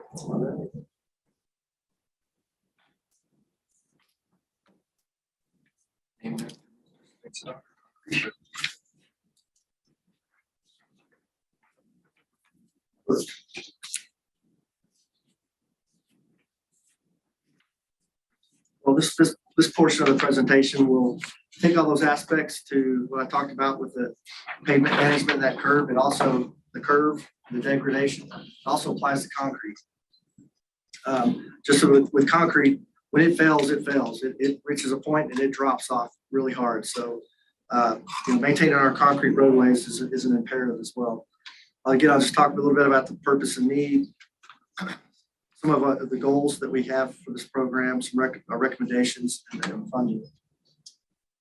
This is as far as the need, it's an annual maintenance program to repair and replace concrete assets. And the flat work, that's basically your sidewalks, your driveways, your curb, your gutter, concrete panels, gutter cross pans that are concrete in between the asphalts. We also looked at applying some money to sidewalk connectivity. We've got a lot of areas in the city where there's not any sidewalks. You can see the path where pedestrians are walking, so you know it's being used. There's no vegetation. The primary purpose obviously is to maintain the concrete infrastructure, keep it in good condition. That makes the city look good as a whole, as a community, and also it improves the safety. Some of the goals of the program include repairing concrete portions of the roadway before the asphalt begins. So these dovetail into one another. We don't want to go and do the asphalt mill and overlay until we go in and repair the curbs. We may have some expansion failures that are going on. So we do the concrete first and then come back and do the mill and overlay. Or do it in conjunction with one another. We also address concerns that are raised through the citizens response system. Every summer there's multiple spots. Also, the damaged panels. If there's not enough expansion joints installed within concrete, it gets up to 100-degree weather. The concrete itself can be 120, 130 degrees. It expands, and if there's not a place for it to expand to and take up that extra length, the only place to fail is usually at a joint. We had several of those last year in front of McDonald's. I know 104th that was recently done. So we want to make sure that we go in and proactively, if we know we don't have any joints, we can go in there and put a joint in there and remove a partial panel to do that. I mentioned sidewalk earlier to improve pedestrian connections. There's a priority where there's a lot of pedestrian traffic, and we did talk about you brought up the question, Mr. Kim, about the sidewalks. Currently, our code requires the adjacent private property owner to maintain the sidewalks. We have, as a city, made repairs in the instance for there's elderly or somebody that's ADA. If it's just a large failure, we've taken it upon ourselves to do that. And those use a little discretion. But in the areas, there's a lot of areas in the core city that have the combination sidewalk, curb, and gutter. They're all poured monolithically.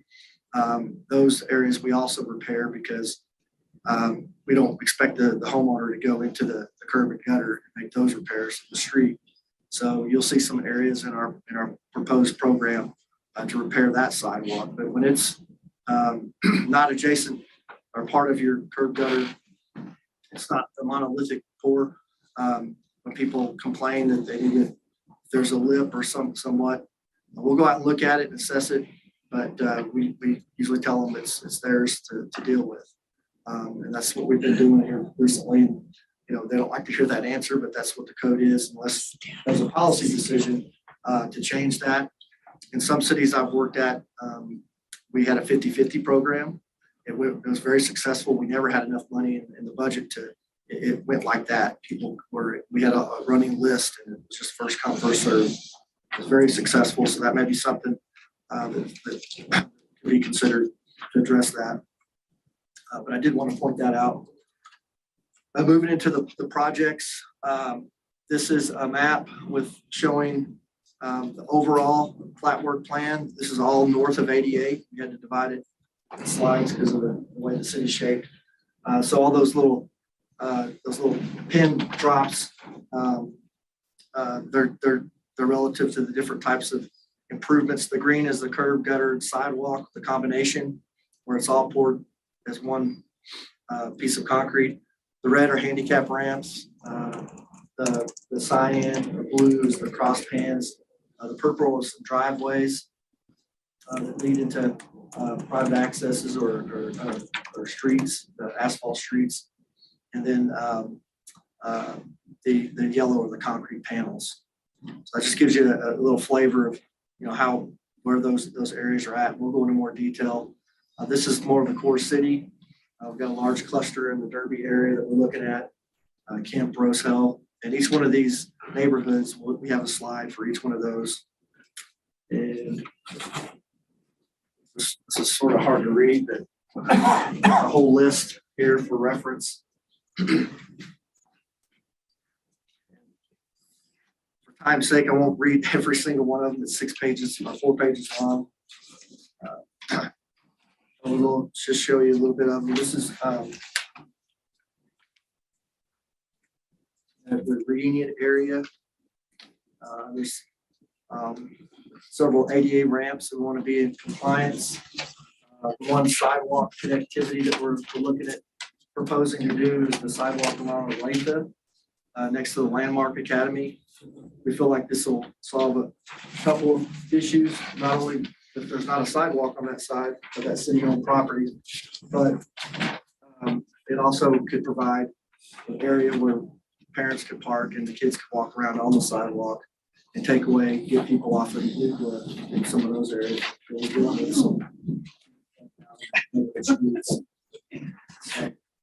And there's several panels on 104 that we're looking at, as well as some curb and gutter working at. Buffalo Mesa, there's a 5-foot sidewalk where there's currently a gap. There's not a sidewalk there. Let's do that. Buffalo Mesa area. In Giorgio, there's some detached sidewalk that we want to, where there's not any sidewalk there now, as well as a couple of handicap ramps where there's our pedestrian activity.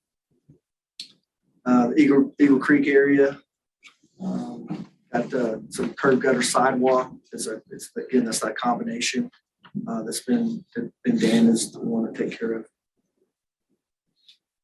The 96th Avenue Industrial Park, there's several panels that need to be replaced on Hines Way. Actually, it's almost 300 square yards. It's probably, I'd say, about 100 feet where the concrete is just on one side of it, it's just failed completely. So we want to repair those panels.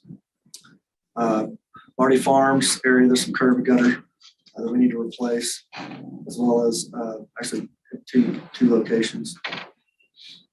Derby area, we've got quite the work here, and also we're same as we did with the asphalt, the $250,000 core city improvements.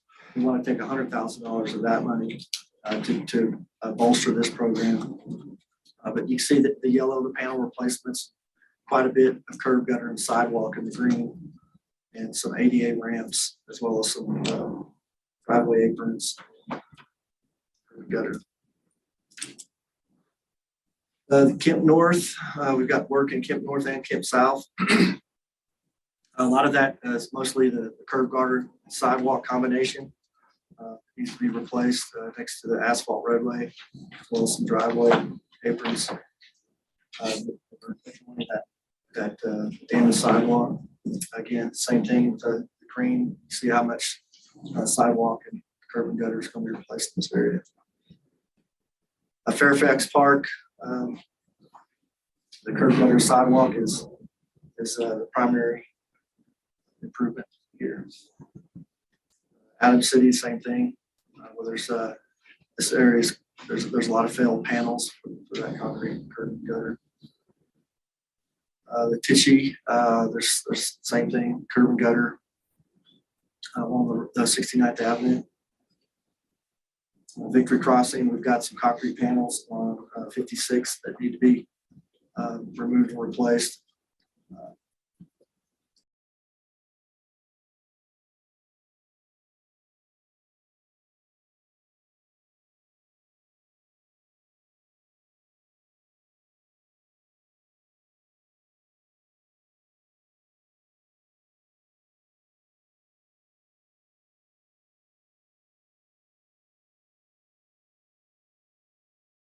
That's the part of this.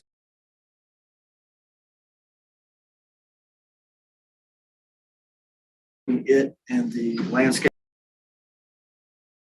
Hands, the weakest point is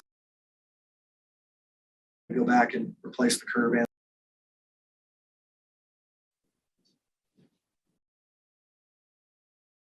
there's some curb gutter sidewalk. Rose Hill, it's a panel replacement. Gutter or panels on. Down the next, concrete, panels replaced. Showing all of the give you an idea of what the extent types of improvement. The flat work program it gives you the estimate that we've got of almost 450,000. The core city is range around 152. Concrete is so that's like it's just a little. This breaks it out the different types. General, core city.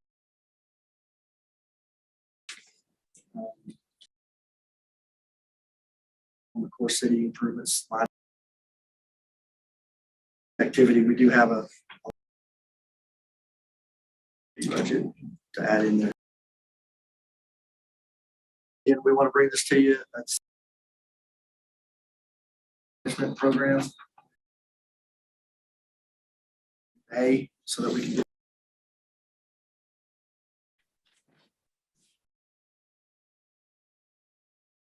I forgot to thank you for as well, but one concern that I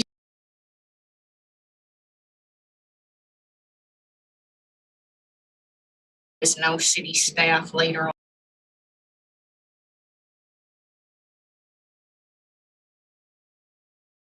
But whoever they dumped a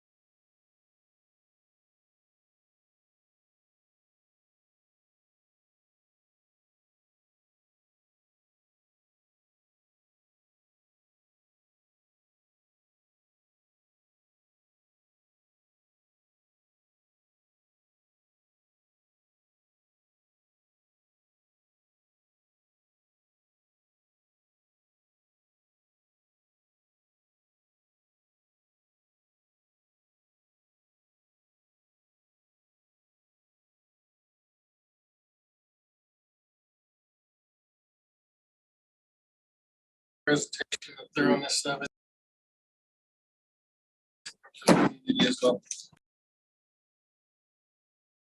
Yes, just very brief. That broadcast is experiencing some difficulties. Want to make you all aware. Full of updates for as council. I will keep this brief.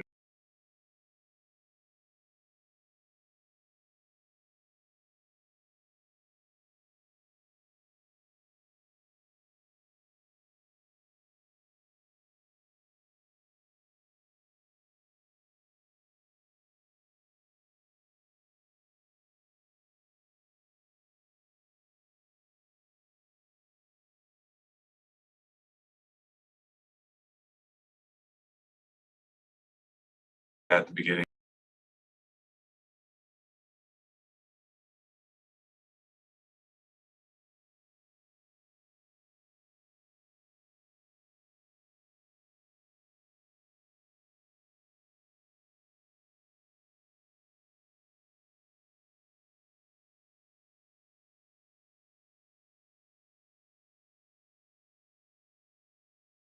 That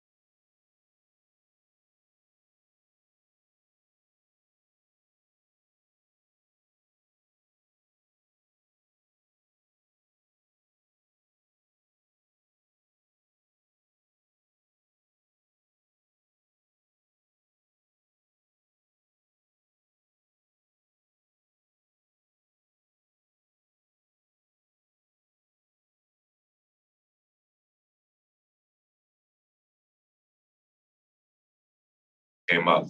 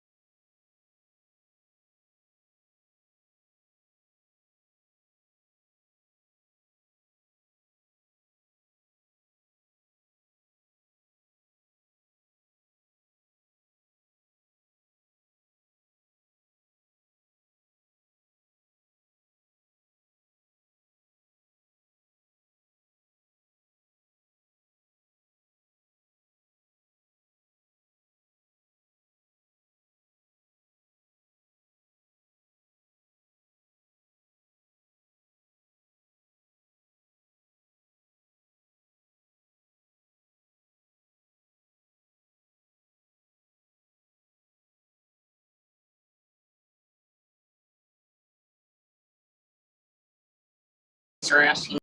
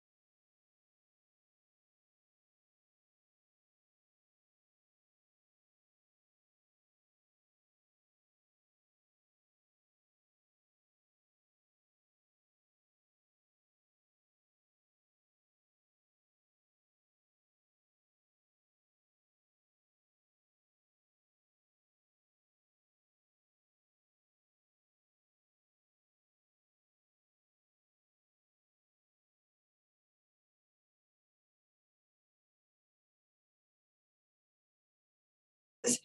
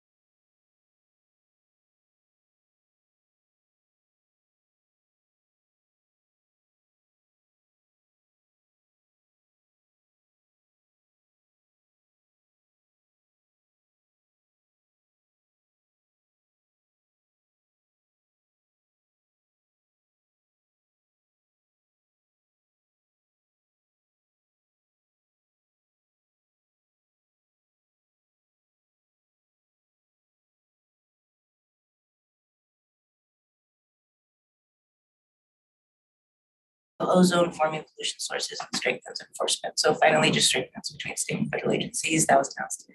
So I just wanted to let everybody. Sorry. Councilmember Kim? Back on April 5th, I had opportunity to attend the State of Brighton, where Brighton Chamber of Commerce had mentioned within their first quarter of 2023 so far, they've had 7 ribbon cuttings and about 30 new businesses opened. In addition to, they discussed about having natural grocers that opened up last year out there to include the lithium ion facility that will potentially bring about 300 new jobs. Great opportunity overall, just to hear kind of what Brighton's doing, kind of our counterparts to see what's going on with them. Additionally, on the Youth Commission on April 6th, attended that, had a great time listening to Dr. Rousseau. Basically the same thing that she had presented to us, I believe, in previous council meetings. But this was out to our Youth Commission. Obviously, they talked about the DC trip and what they really liked a lot about it. A couple of things that came up was the fentanyl issue that we have, not just here in Commerce City, but also across the US. And of course, gun violence was also discussed at their trip, something that they really appreciated and learned, and also talking to other youth commissioners out there. The one thing I will plug is that tomorrow at Adams City High School at 2 p.m., they're planning to do a walkout, kind of just protesting against the gun violence. I do plan on being there in support of that. And then finally, they did discuss the funding, the Denver Broncos funding of the $613,000. There's some ideas that were thrown out there. One was regarding adding that money to an endowment to potentially basically work off the interest, essentially, for the Youth Commission to be sustained as years come, and to use those funds for whatever youth activities that might be out there. Additionally, they talked about using those funds for an educational series regarding teen dating, gun violence, and a few other things. But that's all that was discussed. That's all I have to report. Councilmember Douglas? Thank you. So on Wednesday, I went to the Capitol. I was asked to speak in favor of SB 198, and I made it clear that I was there on my own behalf and not representing the council. But that bill closes some of the loopholes to expedite transitioning to meet clean energy goals by 2030 rather than 2040. So I thought that was a a good bill to support, but as I said, I did it in my own behalf. Thursday morning, I attended the Economic Awards breakfast, and that was delightful. It was really cool to see, especially the pop businesses or the family businesses, where you could just tell they put their heart and soul and everything they have into it, and you know, they're just happy to go to work every day, and they're so proud of what they're doing. So that was a great breakfast to attend. Then I accompanied Councilmember Noble to the hearing on SB 213. Started at 10 o'clock in the morning. We left at, I don't know what time it was. When I started listening to it again, I was going to speak, but by 11 o'clock, I was pretty much done. And so I was going to speak on my own behalf on that as well. I also attended the Youth Commission. Actually, that was in between. So everything the council member Kim said, but they also mentioned that they would really love to have name tags like we all have, but they really don't have the budget for it. So I may be asking for $500 from council to support them in getting those name tags so that they look professional like everyone else who's on boards and commissions. I will also be at the walkout tomorrow at 2 o'clock in support of the students who are protesting gun violence, and it just keeps getting worse and worse. There were 9 people that were killed today. I just devastates me, breaks my heart. I don't understand what's going on, but somehow it's got to stop. And I really agree that we need to readdress our opting out of the red flag dome, being a sanctuary city. From that, we need to reevaluate that decision. So that's all I have tonight. Thank you.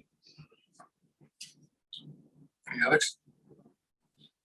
All right, as part of our discussion on SB 23-213, you guys authorized me to sign on to the Metro Mayor Caucus opposition of it. 28 out of 39 members weighed in on that. 27 of us are in opposition of it. So the Metro Mayor Caucus is opposing that as well. That's all I have. We'll see you guys next week for a regularly scheduled city council meeting on April 17th. Until then, have a good night. Have a good week.